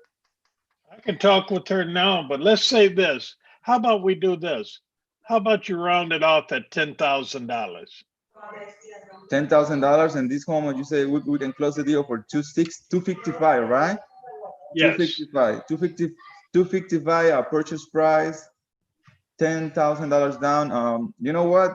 We're moving a little too fast. Because let me ask you this: what's the monthly? What is your monthly payment on this place? How much are you paying monthly? $1,800. Oh, and that's that's PTI, like insurance, taxes, and all that stuff. Yes, it is. Homes like yours, what is the range rent on this area? For how much are they renting? Between 18 and 2,000. Okay. Yeah, I'll be a little tied up there. And we got a HOA fee. Oh, you do? What's the price on the HOA? I mean, is that not including what you were already telling me, $1,800? The HOA, what I do, I just pay it separate. And you pay separately, okay. Well, let me ask you this. I mean, I know that we're kind of tying it up. But the HOA is not that much. It's not that much. Okay, that's a good news. What is your HOA total? It's like $50. $50 every month or a year? Because I have seen some HOAs for $50 a year. No, that's for a month. Oh, it's per month. Okay. I see. But that's Well, not bad. That's not bad if you consider you getting a good price on my house. yeah. I mean, I feel like a 255 is a good price. Okay, so And you can, and I know you can make some money on this house, but I just don't have the money or the time to fix it up. If somebody wanted to come in and make it, do some upgrades, but I just don't have the time. I enjoy the house just like it is. I see. Okay. Now let me ask you this. We're talking about these numbers, and I would like to ask you this other thing. Do you still have a mortgage on this place, or it's already paid out? I have a mortgage. You still have a mortgage, okay. How much is do you owe on this place still? Yeah, around 175. 175. Okay, so you got some equity there, and then 175. I see. So 175. All right, so I think I like the deal so far. I mean, so I was gonna write down you the paperwork, putting it that I'd be buying it for 255, cashing you out in 2 years from now, and making your monthly payments. You'll be ready to move on, right? Yeah, I would, but what guarantee do I have you're gonna make the payments on time? I don't want to mess up my credit, man. Yeah, well, I mean, what makes you feel that I would not do that? I mean, if I'm gonna do like $10,000 down, normally not tenants or no buyers will. I mean, no tenants will kind of do that kind of thing. They're not gonna bring you $10,000 to the table. I am a serious person, and I definitely want to do the deal with you. And I'm, like I say, and for you to see that I'm serious, I'm willing to put down the $10,000 down. Okay.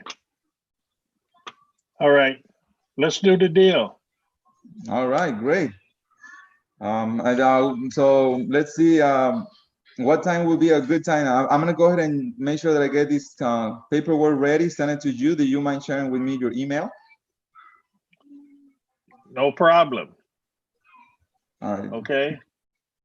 My email, All right, great. So let's do this. And the next hour or two, you'll be getting my information, the contract. I mean the paperwork. Once you review it, when would be a good time for me to call you and do a follow-up and kind of go through the paperwork? Okay, well, it's 1 o'clock now. How about 3 o'clock? Okay, that's good. Sounds good.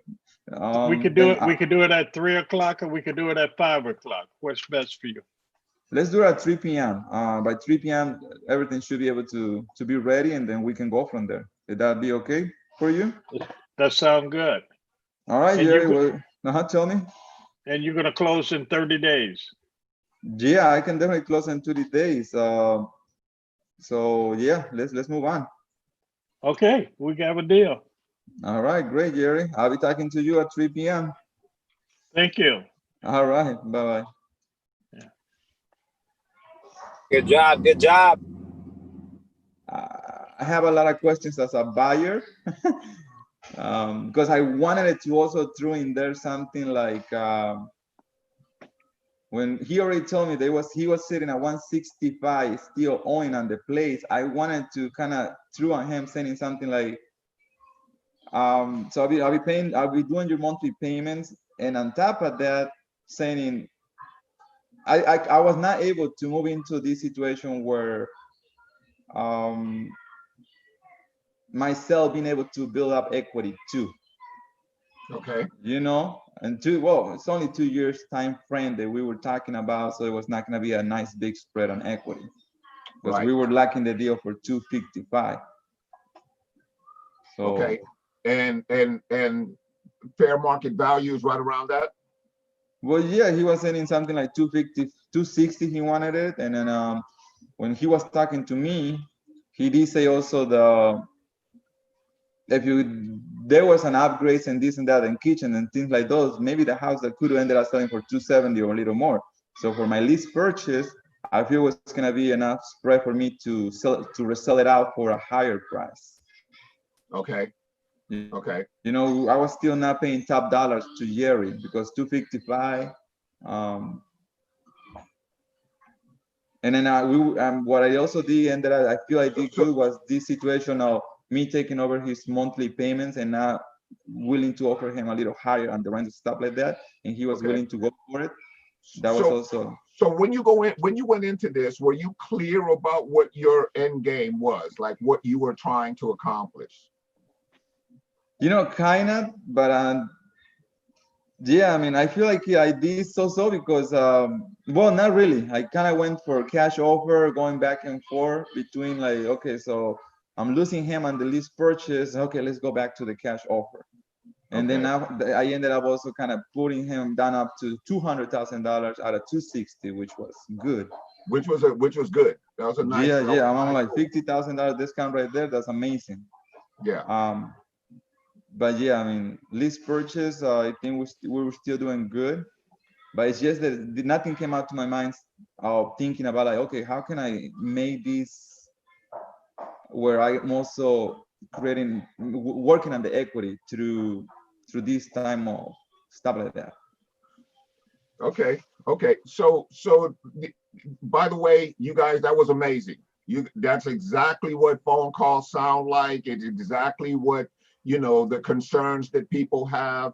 Jaime, you did a fantastic job of kind of, you know, maneuvering through the waters and kind of creating the deal. And you ended up in that actually creating the potential for 2 deals. Now, it would obviously have been to your advantage to know exactly what you were going for before you got onto the conversation, because if you don't have a target that you're aiming for, it can kind of take you sort of all over the place, right? So you kind of have to, it serves you to have some sort of notion what it is that you. He says you got it when you're on like Facebook and all that. You got to make sure you get out of that stuff. Yeah, you want to make sure that you have an idea of exactly where you want to take this deal. Like, you know, otherwise it just kind of becomes a little convoluted. And now you're just confused, right? True. And you can't take it. So have a sense of what your numbers need to be, where you're going to take it, and how you're going to make the offer. Now, sometimes, and we have Claude visiting, and I think we have Justin visiting as well. You guys, man, we're being blessed. Claude, did you hear any of that role play? Is there anything you want? Oh, look at Justin. There he is. My guy. Yeah. You guys have anything you want to feedback or anything that from what you heard from there? You're on mute, Claude. God, I'm embarrassed. I had my mute button on. I'm sorry. Right. Having me on mute might be an advantage, by the way. I apologize. No, I came in at the end. Claudia and I just gave away 25 Christmas trees. We were very good for you. Good for you. Yeah. All right. Trying to make this a decent Christmas in Colorado for people. That's awesome. Oh yeah, thanks. No, I apologize. I did not hear that role play. What was the theme of it? Oh, well, basically, you know, what we ended up at is Jaime was talking to Jerry. Jerry was the home seller. Jerry started off at about 255 or so, ended up agreeing to a possible cash purchase right at 200, or, you know, Jaime also offered to give him a full price offer with about 10% down, which Jaime did a great job, which he worked down from an original 30% request, $30,000 request. So he ended up getting it back down to $10,000. He did a fantastic job. My feedback was that just have a little more clarity in terms of what it is that you want to accomplish when you go into this phone call, so that you know when it is that in fact that you have a good deal. Otherwise, you'll just kind of be taken sort of, you know, on that boat sort of all over the place and end up with no clarity when you get off that phone. And one of the things I did when I told him I lived there for 10 years, the house is in good shape, but I never did any upgrades, okay? Yeah. So I threw that at him because most homeowners live in their house. They all think it's in excellent condition. Another excellent move. I just want to say that I appreciate the feedback and also the opportunity to do the role play. And doing a role play in front of a lot of people, it makes you get lost a little bit here and there. When it's just the seller and yourself, now it's a different story. But it's still, I mean, I was like, oops. You know, if you can do it in this environment, the seller is at a disadvantage when you get on the phone with them. And that's my plan, to keep getting better and you know, just keep going. All right, well, you're awesome, honey. I'm sorry, Claude, go ahead. No, it's okay. Hey, you know, practice makes perfect. So when you get on the phone, you say, hey, I've done this before. I just practiced with Jerry, with Victor, with Justin. It's amazing if you do this every day, practice or make real phone calls. And then after what I do afterwards, maybe Justin can jump in on this. I do a little diagnostic. I'll say, gee, why did I say that? Or I should have done this or that. And I try to analyze what I could have done better. What truly is the psychology of negotiation? How do you get somebody, persuade them to say yes? My theory is to give something that's not that important to you to get what you really want. Justin, why don't you're an expert here. Go ahead, jump in. Hey, Claude, good to see you. Hey, and buddy. Good to see everybody. By the way, tonight at 7:00 Central Time, we're going to be doing a session and training on handling objections.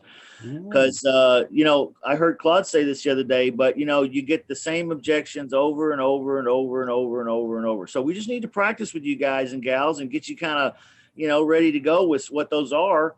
And so that they don't blow you out of the water when you hear it the first time or two. So, we're going to practice that tonight. That's Central Time, 7:00, 5:00 on the Pacific Coast. Of course, that's 8:00 on the East Coast. But tomorrow, Claude Diamond, he's going to be here. Oh, yeah. Well, I don't know. Give me an objection. Let's do an objection role play. Give me an objection. You know what? I need way more money than that as a down payment. Yeah, you're probably right. Okay. I'm the prospect. And that's, okay. No, I'm the seller. I'm the seller and I need, all I have is 10,000. I know you want 25, man, but I just can't do it. I got more month than money right now. Okay. My wife really wants that home too. Yeah. And Justin and Mrs. Chamness want the upstairs, Oh, wow. Okay. Penthouse. Yeah. We really want that home. Isn't there anything you could do? I mean, 25,000, that's a lot of money. We could scrape together about 10, I think, today. Yeah, I don't know. We really kind of planned out about $25,000, something in that range. 10,000 is really not going to solve our problem. Oh, what a disappointment. Oh, man, this is going to break my wife's heart. She really loves that house, Mr. Walker. Yeah. Yeah, so do I.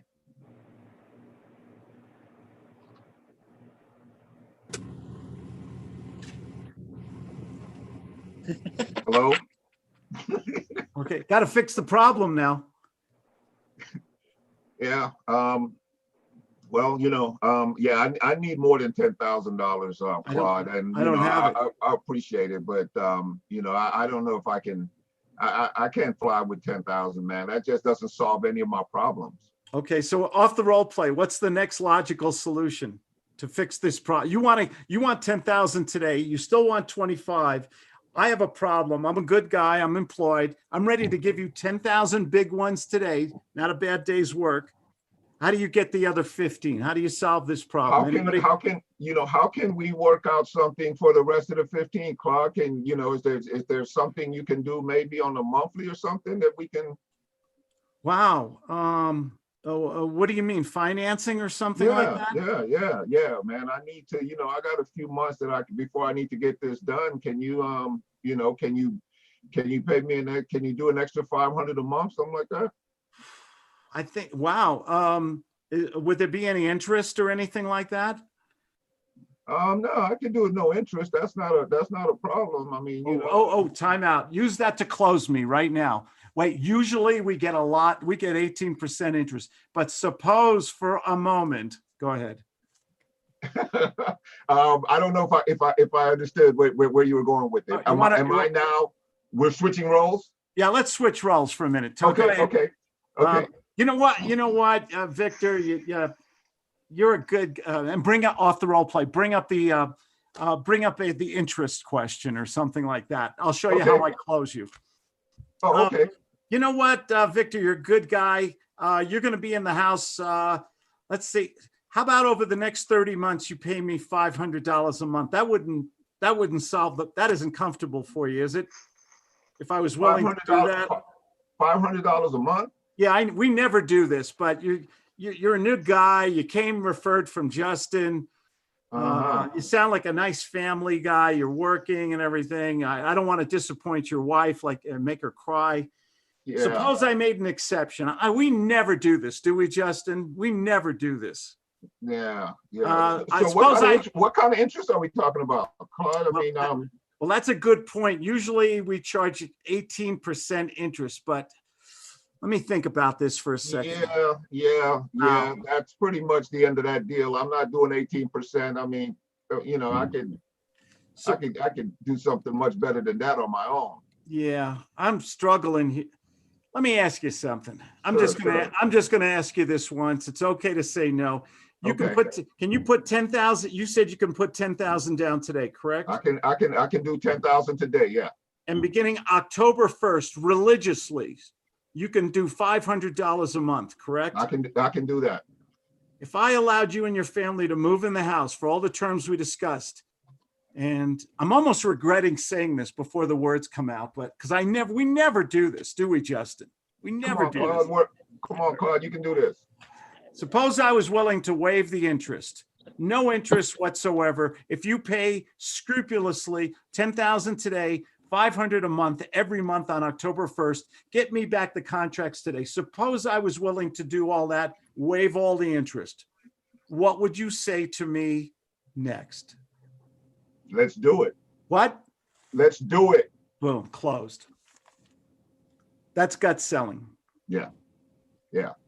So you leverage the interest rate scenario to your advantage and made him think he had a win by taking it down to zero, and now you're just across the board. Love it. Thank you for that. You're welcome. Yeah. I didn't mean to take over your show here, but that was fun. Come on, man. You the grand poobah. I got more poo than ba. Oh, that's good. Hey, Clyde. Hey, Ace. Can you do another role play real quick? You being the buyer of a lease option and me being the seller. Okay. So right, do one with Justin here. Put him on the hot seat. Hey, Justin. Yeah. Okay, so you're the buyer, you're the investor. Mary Ann brought this objection. So yeah, you know what? I really wanna not have a tenant, an investor as a tenant. I want to have a person instead of an investor. I don't like dealing with investors when I lease option my property. How would you react to that? Okay, I'm not sure I understand. What do you mean? Yeah, I don't like dealing with investors. I really want to have somebody that's going to be the tenant have an agreement with me instead of an investor, and then the investor doing the other side of on the back end. Yeah, that's completely fine. I understand where you're coming from with that, and I guess I can relate that it would make you feel more comfortable. Let me think for a minute here.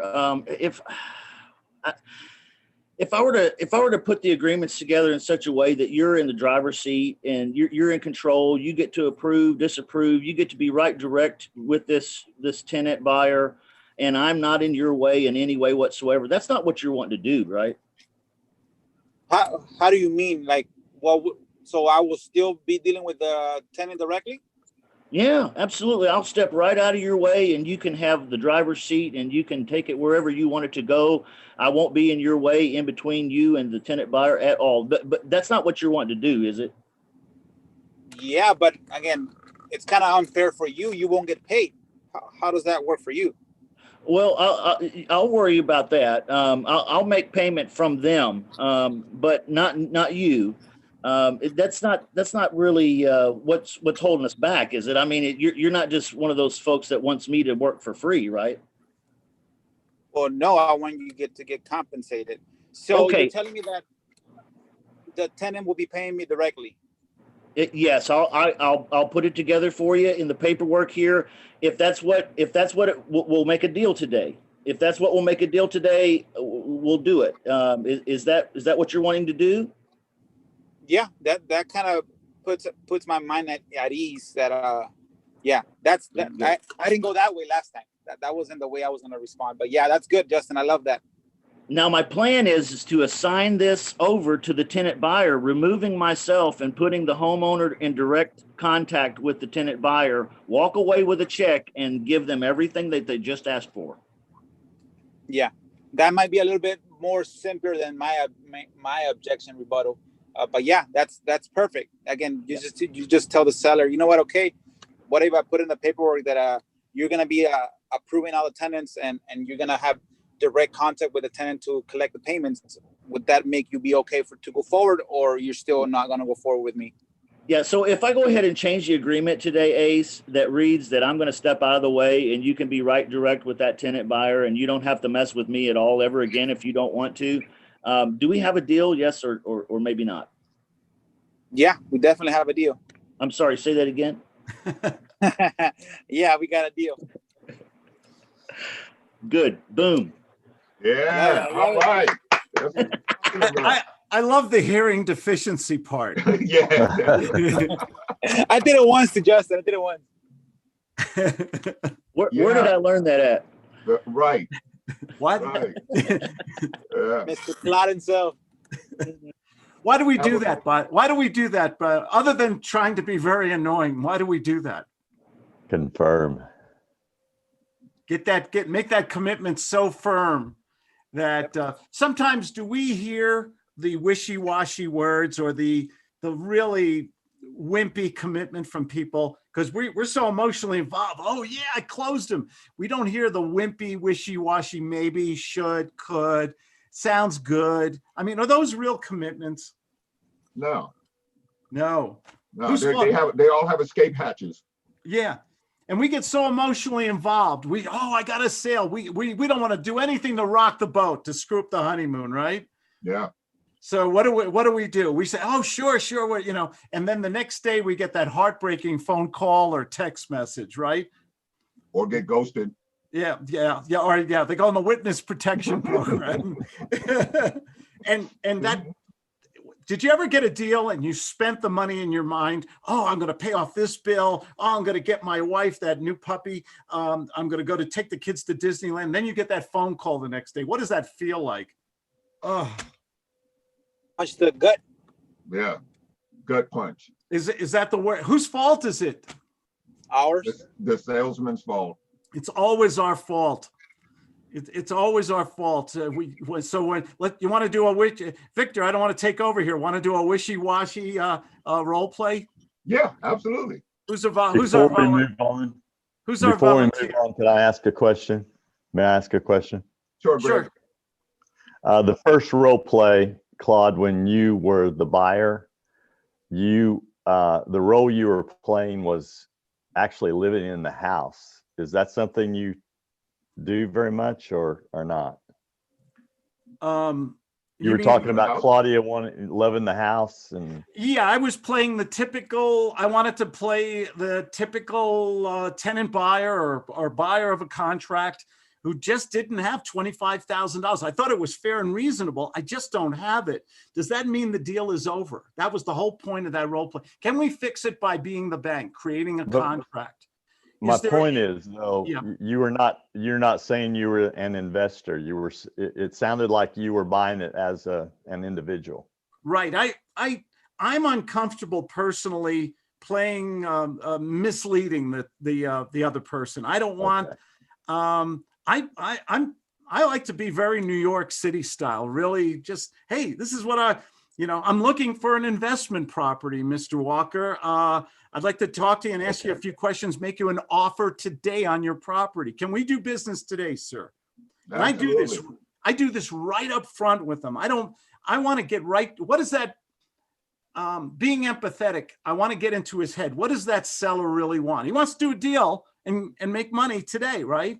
Yeah. So I want to skip the whole kumbaya, let's, campfire singing song stuff and just get, it tends to be my personality to be very direct, very right to the point with the guy. Would you like to do a deal today? I'm thinking that's what an investor wants. That's what a guy selling a home. Isn't that what he wants to hear? Yeah. Yeah. Okay, so if I was going to, by the way, like I'm here in Colorado, my home in Colorado, I live in California. This home in Colorado was a lease purchase home. I really wanted, for those of you who are still renting or want to get into a new home, a lease purchase is a great way to get into your home today, buy it tomorrow or shop around for the best mortgage or see if you like the home, if it's well built. I didn't know if I wanted to live in a place 10,000 feet up on the top of the Rocky Mountains that gets 360 inches of snow a year. I thought maybe I should rent it for a little while first. So there's advantages to renting before you buy. Yeah, one of the things that we were talking about earlier too, Claude, in terms of what you're describing is that you have to protect your own mental space as well. Right? Like you have to not allow people to give you a bunch of bullshit or to keep you on the phone unnecessarily or to just, drive you down a road that you don't want to go. You have to protect your mindset so that you can continue to make calls and be effective and, get these people off the phone if they're not cooperating or, do whatever it is that you need to do. But like you always say, the salesman is the most important person and you got to protect yourself. I say something very controversial and you guys don't have to agree with me, but I feel very strongly about this. The salesman comes first. If you're going out in the old days, I'd go out, I'd knock on doors, I'd make phone calls, I'd get rejection. Man, I'm a sensitive guy. I cry at Disney movies. I get too much rejection. I don't want to pick up that phone anymore. Is that just me or does anyone else feel that way? We're all on here. I'm buying everybody a drink here. Okay. Okay. We're all telling the truth right now. Yeah. I can't stand too much rejection. I'll go, hey, honey, should I clean the toilets today or something rather than make those phone calls? Yeah. So how do we change it so it's fun? We're in control. We're getting results. We're going to the bank. It's the word you said, Victor, is so the mindset has to change. I take the role of a doctor is my best analogy. Justin, how do you feel when you make phone calls? What's your take on this? I feel like a world-class salesman and a champion closer, Claude. That's what I feel like. I feel like it doesn't matter what this person has for me, what they've planned or what they failed to plan for. It doesn't matter. I'm ready. Yeah. You've got to be the doctor. You got to say, hey, you've got the problem. I've got some solutions for you here. Can we do business today? Can I get a little information? And I got a few ideas for you, a few solutions. And that's whether they're a buyer, a seller, or an investor. You've got to get them emotionally involved and get them talking more than you. If we do the traditional old school intellectual presentation, everybody goes to sleep. Yeah.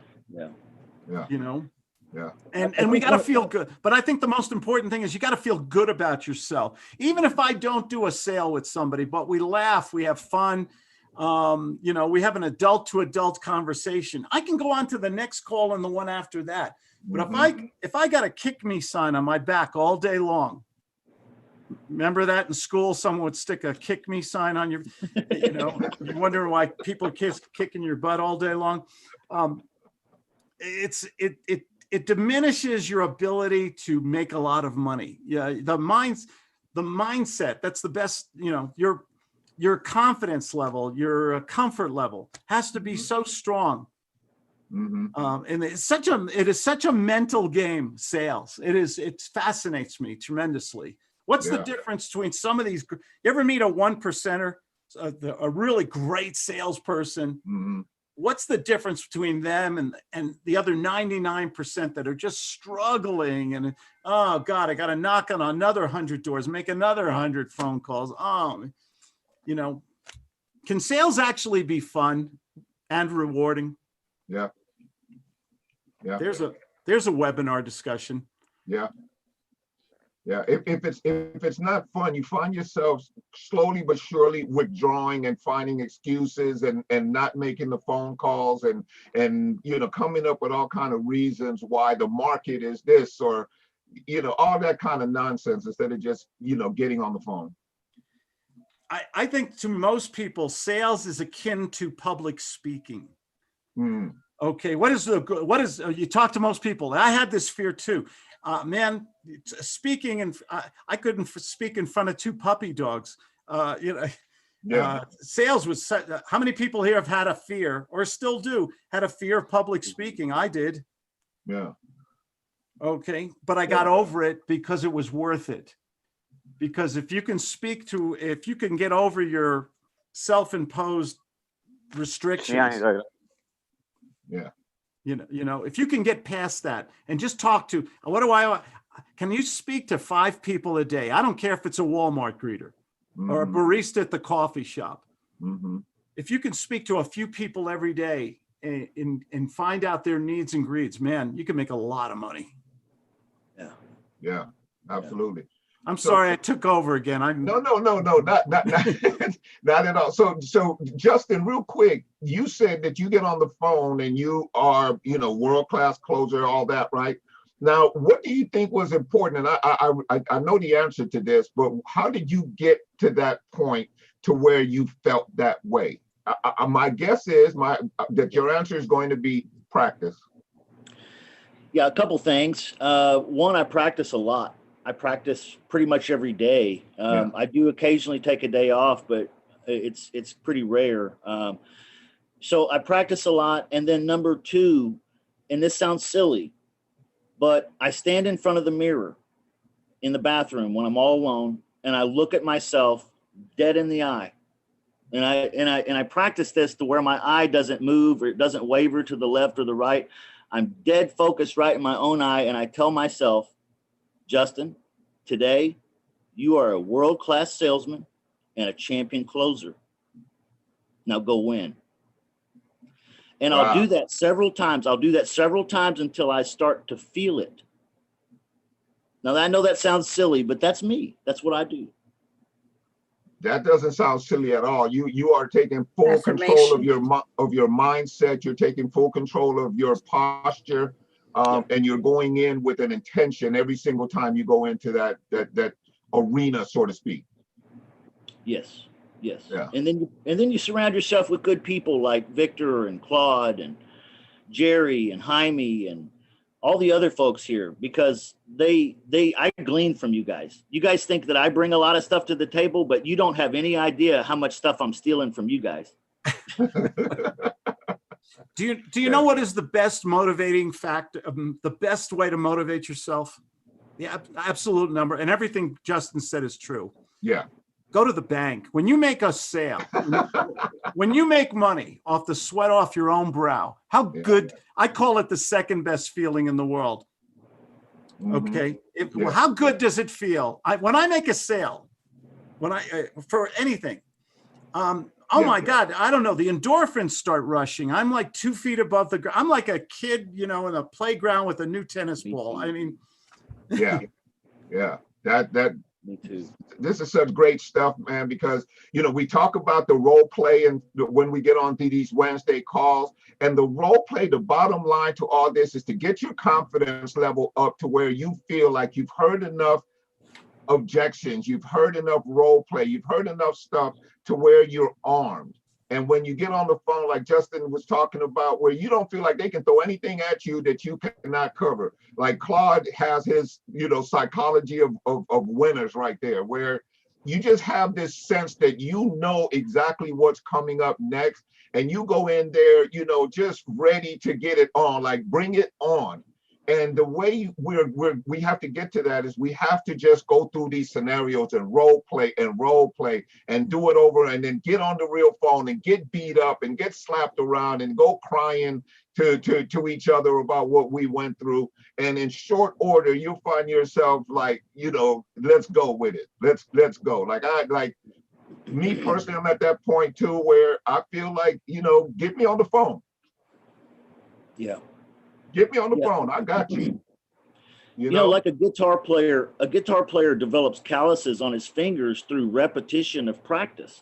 Yeah. These steel strings eat into the flesh of his fingers until this flesh becomes hard and thick. And I feel like that's the same game that we play here in the real estate business when we're on the phone. Yeah, it hurts when you're first getting started, but keep pushing down those strings, because here in a few days, okay, it doesn't take long, you're going to start to develop some real thick skin, and that stuff will roll off your back like water off a duck's back. Like I don't care if I was telling somebody this the other day, if a seller gets mad, wonderful. I love it. If they get sad and they cry, I make them upset and they start weeping. Wonderful. I don't care. I just want them to get emotionally involved with me for 3 minutes. Mm-hmm. That's it. Mm-hmm. And if I did that, I won. If they said no and they weren't a good fit, that's great. I won. I'm out in 3 minutes, baby. Mm-hmm. Can you do a mad prospect role play? Yeah, we can. Yeah. You guys are going to do it together? That'd be awesome. Okay, who wants to be the SOB? You or me? You can be. Who can play? Who in the room can play a really nasty prospect? I'll do it. Oh, wow! All those volunteers, all of a sudden. Alous is going to do it. Okay, that's the magic. That's the magic formula. Everybody wants to be the SOB. Alous, turn on your video. Hold on. I didn't I'm right here, but I don't have a stand, so it's just sitting here. Oh, you got a lovely. You see me right here. Yeah, you got a great ceiling. Right.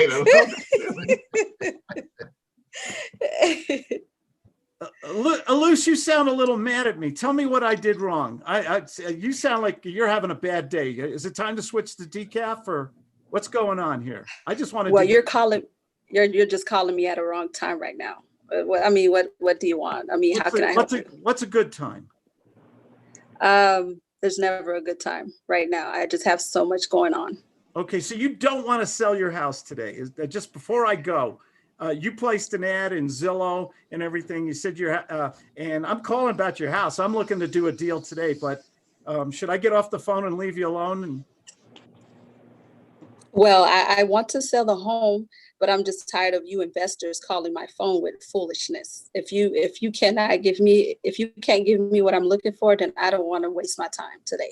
Good point. I appreciate you being so direct. When you say what you're looking for, could you help me? You mind if we go on video right now? I know we were on the phone, but I'd love to. Can you tell me what you're looking for? And I'm going to write some of these things down and see if I can make you an offer we can both live with. Is that all right? Okay, let's see what you have. Okay, good. Off the role play, I got her on video. How important, just to be off the role play, how important is it to get them on video?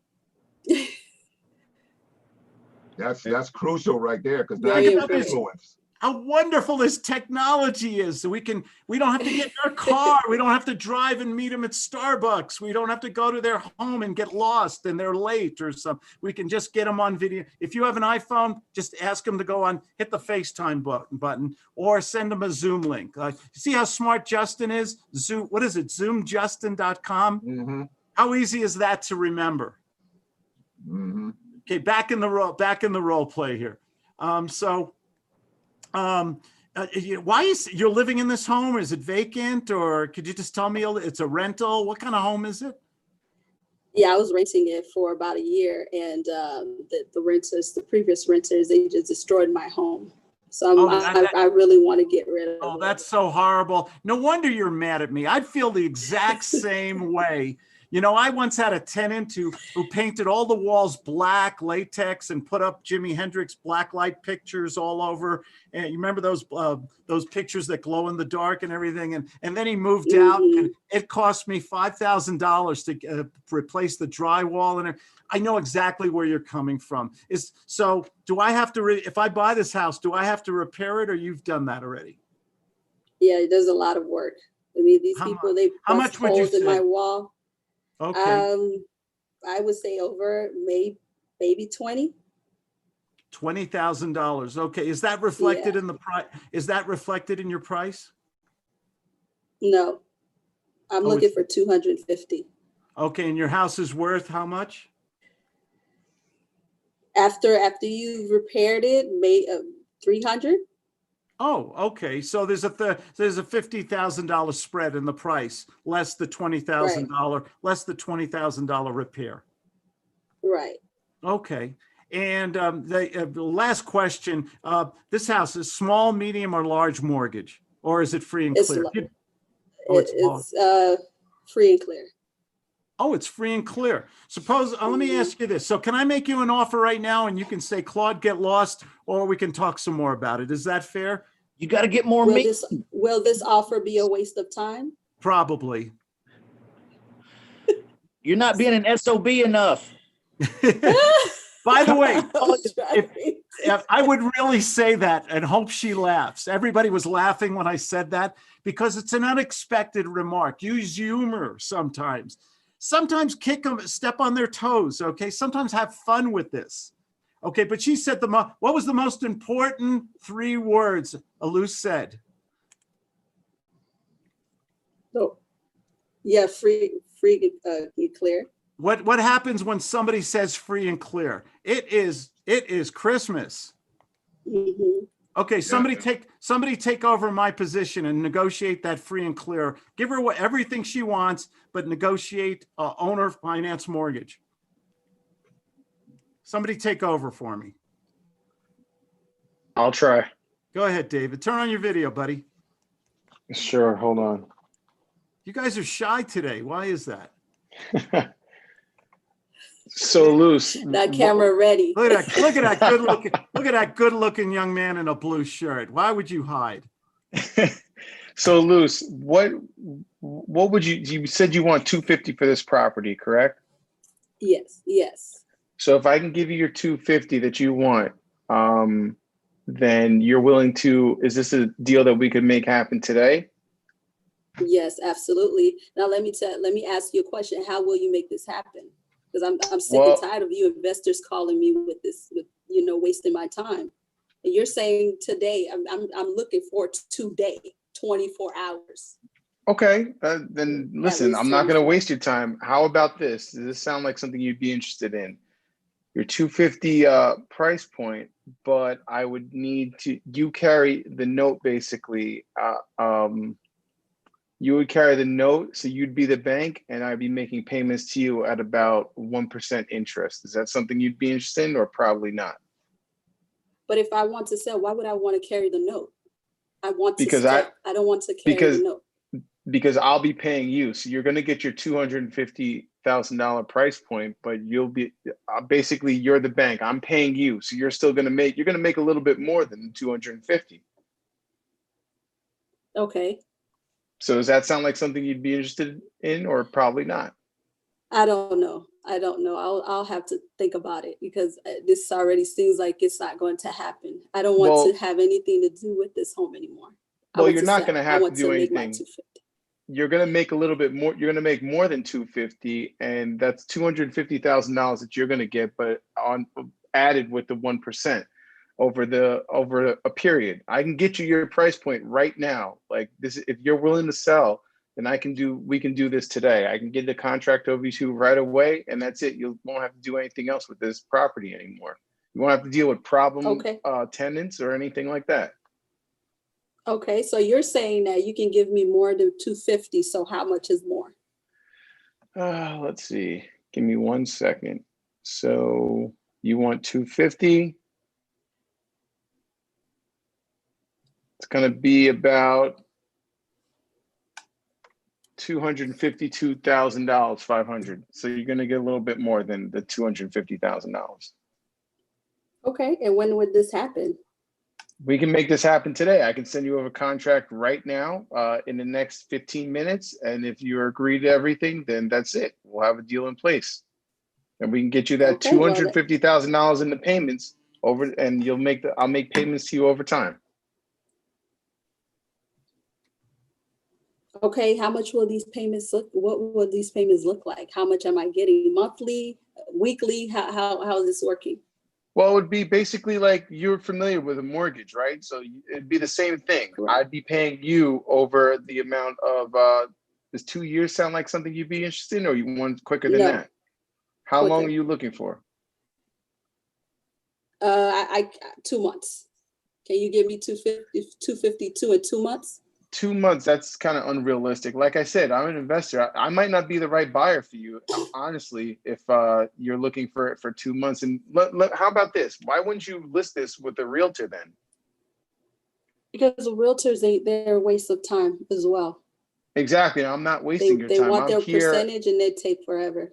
Exactly. So I'm not giving, you're not going to lose 6% with me. The 250 that we agree is what you're going to get. But I can give you your price point, but I'm going to need it on my terms over my time. And then you won't have to deal with any more tenants, tenants tearing up the place. I'm going to be the one in control of making sure that the property is up to date and everything. And you'll be getting your payments. Okay, well, David, I'll have to think about it, but let me, I just want to say this. If I sign this contract and you're saying that I can get my 252 within a year, I'm just going to just have to do it. But I will come after you if that does not happen. Well, listen, my contact information is down there, but let me ask you this. What do you need to think about? Are you thinking about what you're going to do with the $250,000 that I'm going to pay for this property, or is it something else? No, I'm thinking about if this is real or not, if you're just pulling my leg. Or if you're Well, just if I'm trying to sending get you a over deal out of me. contract, well, if I'm sending you over a contract, that's all going to go to a lawyer and everything. How would I be trying to pull the sheets over your eyes or anything like that? Like, obviously, I'm being upfront. I've been upfront with you up until this point. So what makes you think that I wouldn't be upfront any further? You investors, you always have some kind of trick. You always, you have something going on. So I just want to make sure, David. She's tough, David. She's tough, man. So loose. I'm All right. sorry. That's okay. That's okay. Listen, it's okay. I get it. You've had an investor take you for a ride and they couldn't deliver. Well, Right. myself, I under promise and over deliver. So the best thing that I can do is send you this contract. You take a look at it. You let me know if there's anything that you have any questions or concerns about. Let me know, and then I'll make the changes, and we'll try to make this work out. But I just feel like the longer that you sit and have to think about it, that's more time that I'm going to find another deal where my $250,000 I was going to pay you, it's not going to go to you, and it's going to go to the next person. So is this something that we can talk about, and I can send you over a contract so we can get this nailed down today, or probably not? Nope. Okay, well, you know what, you do sound like a man that notices that's a man with integrity. So okay, well, let's do it. I'll go ahead and sign these documents. Alus, I'm a man of my word, and I'm sure you're a woman of your word. So what I'm going to do is send you over these documents right now. You take a look at it and let me know if there's anything that we need to correct and fix. How about that? Sounds good. Okay, I'm going to send it to you right now. David, you got to set up. You got to set up that follow up. You got to set up that follow up right now, or she'll ghost you in 2 or 3 hours, man. Loose. So listen, I'm going to send it over to you, like I said, in 15 minutes, 15, 20 minutes, and then I'm going to give you a call back in an hour to make sure. Are you going to be available in an hour to let me know how the contract looks and if there's anything that needs to be changed? Yeah. Okay, I'm going to call you back I'll on this. sign it. I'll send it over to you in 20 minutes. Don't just sign it blindly. Take a look at it, and I'm going to call you back in an hour, okay? Sounds good. All right, we'll be in touch, Alus. Thank you. Alus, when I send this over to you, Alus, and I call you in an hour, what happens then? That's what I love to ask. What happens then? Well, you know, if it feels good, we'll probably have, you know, a deal. Probably, I mean, if I make you feel comfortable and I answer any questions you have in an hour, what happens then? I want her to tell me I have a deal. Okay. And then I'm going to play deaf and I'm going to say, I'm sorry, say that again. You got to tie her down for that follow-up. How many of you guys and gals have had people tell you yes and then go on the witness protection program? Yeah, me. Now, that may still happen, but you're going to reduce the likelihood of that happening if you tie them down a little tighter for this follow-up call. And what is going to happen then? Set the agenda for that call now. And the agenda for that call is we have a deal. I'm sorry, say that again. Okay, we have a deal. Okay, great. I'll send it over then. Okay. Okay. The thing I like about what David did is he hung in there. David did not wimp out. He hung in there as long. He did, even if she didn't hang up the phone. If you notice, he just hung in there. You get the tenacity award today, David.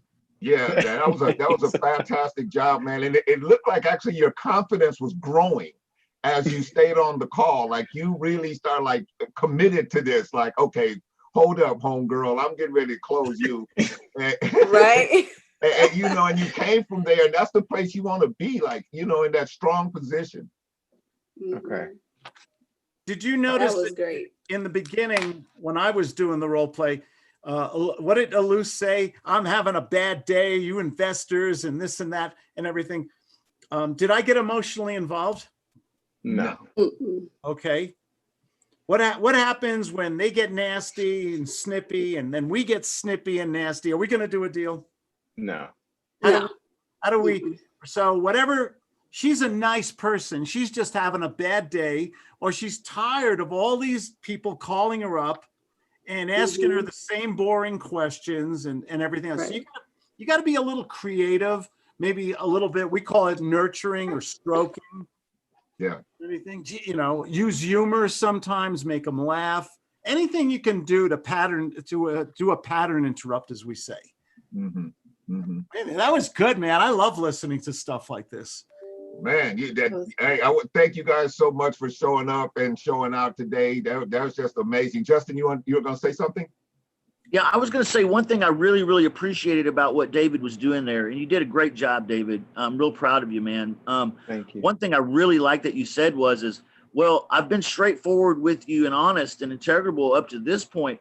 What have I done that would make you feel any differently about me? You put the pressure back on her where it belongs. Right?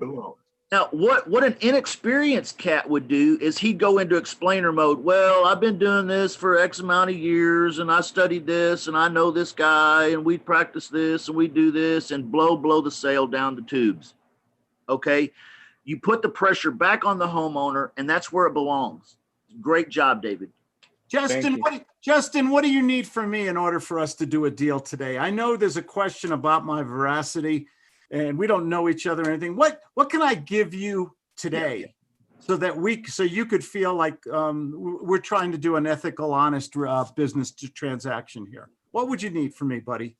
You know, I just need to see a website. I need to see something that says that your company is real. Okay, I hear this. I need to hear something your company's real. You know, something that says that you're not just one of those people who, you know, is out there trying to do something you don't know what you're doing, and this might be some kind of scam or something. You know, I don't know you from anybody. You know, my wife said the same thing on our honeymoon. You know, and I know how you feel, man. I'll tell you right now, if I was in your position, I would do the exact same thing. So good for you, sir. Now, if I could provide these things to your personal satisfaction today, and we talk again on Zoom at 4:30, and you feel better about me than you do right now, what would happen next? Well, I mean, if I felt comfortable, if I was able to see a website or something, and you know, and know that you're legitimate, I think I'd be okay. Think? Yeah, I mean, sure. I need to check you out, right? Well, I'm going to send you everything you asked for. I'm going to send you references, people who can speak to my veracity, people I've done business with. I have a link to my webpage, which has been online for years. I have a Facebook page, other pages also. I have an A+ rating from the Better Business Bureau. If I said you all these things and you actually speak to people I've done deals with or people who can vouch for my character, can we move forward at 4:30 or are you still going to think about it? Well, no, that's what I need. Which means if you're solid, I'm in. What? If you're solid, I'm in. I'm in means we'll do it. A deal today? Yes. Also, if I send you, okay, so that sounds like a deal. I will send you that information now. And I have your word as a gentleman, because you sound like a gentleman. At 4:30, when we speak on Zoom, if I've solved these issues about credibility, we can do a contract and move forward today on that deal, right? Absolutely. Thank you, sir. It's a pleasure to do business with you. Yes. Can you do that without having the website and everything? Like, let's just say you're a small investor. How would that go? You can set up a website. Go to Book Like a Boss for $75. You can get for 2 weeks. You can get a free web page. Set up a web page. It takes 5 minutes. Set up a web page. Is what he's asking. What would the amateur person do with those same reasonable objections? Was Justin's objections were they unreasonable? I don't think so. I don't know. Well, turn the table around. Be empathetic. You're trying to do a deal with somebody. You're a total stranger. They've heard this stuff before, and you've got to get credibility, trust. How do you solve that? True. Is that you unreasonable? gotta have something. You know, it's credibility is everything, right? So if you say, good for you, sir, if I was in your shoes, I'd ask for the same thing. What do you need from me? And then he might just say, oh, well, I don't really need anything, or they'll ask for a few reasonable things. And you then get a commitment from them. Even if you don't have them, at least you got a commitment, and then you fix it. Got it. I give people, you can have a rating from the Better Business Bureau without being a member. Did you guys know that? No. Yeah. Okay, you can have a BBB rating if you're a registered business. Something like that. Setting up a web page is easy. How about referrals? Give him your 3rd grade school teacher. Do you think he's really going to call them all up, by the way? No. How about other people in the VIP club that know you, respect you, and are supportive of what you're up about doing right here today? You know what I'm saying? Hey, Justin, I'm doing a business deal today, and you and I I've babysitted your kids for the last 5 years. Someone wants to check on me and make sure I'm real. Could I give them your phone number, please? Yeah, absolutely. Well, we're going to practice this more tonight, guys, too. And tomorrow, Claude Diamond's going to be on for an hour starting at noon Central Time. We're going to do some Q&A and role play with him. It was just an extra cherry on top to have him today. Thank you, Claude. Thank you. I'm sorry. You guys sucked me right in. And I apologize to Victor. I think we took over your show, buddy. Oh, don't apologize to me. I'm sitting here loving it. This is great. This is one I'll watch over and over because there's so many gems in this right here. I appreciate both of you guys, showing up for us. I love that you use the word gem. Thank you. Me and Claude get in the same room. It's like we get this synergy going, and we can just keep role playing and keep going and going and going like the Energizer Bunny. It's awesome. I love it. Absolutely. All right, love you guys. Hey guys. So 11:08. We've been going for 2 strong hours. It's been amazing. Want to thank everybody who showed up today. Claude, and Justin, you guys appreciate you so much. I'm sure everybody else in the group just got so much value out of you being here today, and blessing us with all of your knowledge and your skill set and everything else. Claude, do you want to say anything before we knock off the air? I've said too much already. I am going to do a StreamYard today, 1 o'clock Pacific, 4 o'clock Eastern time. One of my students asked me to do it, to show them how to do it. Are you guys familiar with StreamYard? where you can simultaneously broadcast on multiple social media systems. Great. And you can talk about a topic or do role playing. And guess what happens when all these social media see you? And we're going to talk about, you get leads. Right. You get a lot of leads. And I'm going to be doing that today on StreamYard, which will be will be on YouTube, Facebook, Periscope, Twitch, everything. Be on all social. So I'll be doing that today. Thank you so much for doing it. A round of applause to Victor and Justin. These are the guys who set this all up. Okay. And I know they charge a lot of money for this. Yeah. Yeah. I'm going on vacation with all the money. Gotta go, guys. Take care. Thanks, Claude. Hey, you guys. Well, I mean, what can I say? That was just awesome, off the hook. David, that was magnificent, my man. That role play was off the hook. I could see your skill set just improving, you know, every time you get on here, man. Much props to you. Appreciate you having the courage to jump in there, especially under the pressure of, you know, the gurus, you know, looking over you and whatnot. You know, I think a lot of people are reluctant to go there. So, hey, thank you guys. Thank everybody. Alus, you are so special. We appreciate you, and thank you for joining us there. And we can see your hand waving. I can't get this. Oh yeah, absolutely. Alus, you and I need to talk today anyway, so we'll talk in a little while. David, Ace, hey man, appreciate it, bro. Appreciate you jumping on in here and doing your thing, man. Your value is always, you know, top shelf, man. You know, appreciate you for that. Amir, Curtis, Gina, Greg, Jaime, Jerry Smith, Joe Lamoureux, John Alexander, Calica. Calica is actually that's DJ. She's actually my virtual assistant, and she's on here for the first time, getting some training on how to talk to people on the phone. So, you know, welcome to her. Mag, Michael Goolsby, Rick, Sam, Lewin, Sean Lou, and Vernon DeShields. I appreciate every single one of you. We'll see you guys again next week. All right. Thank you so much for being here. Love you guys. Yeah. Bye. Deuces.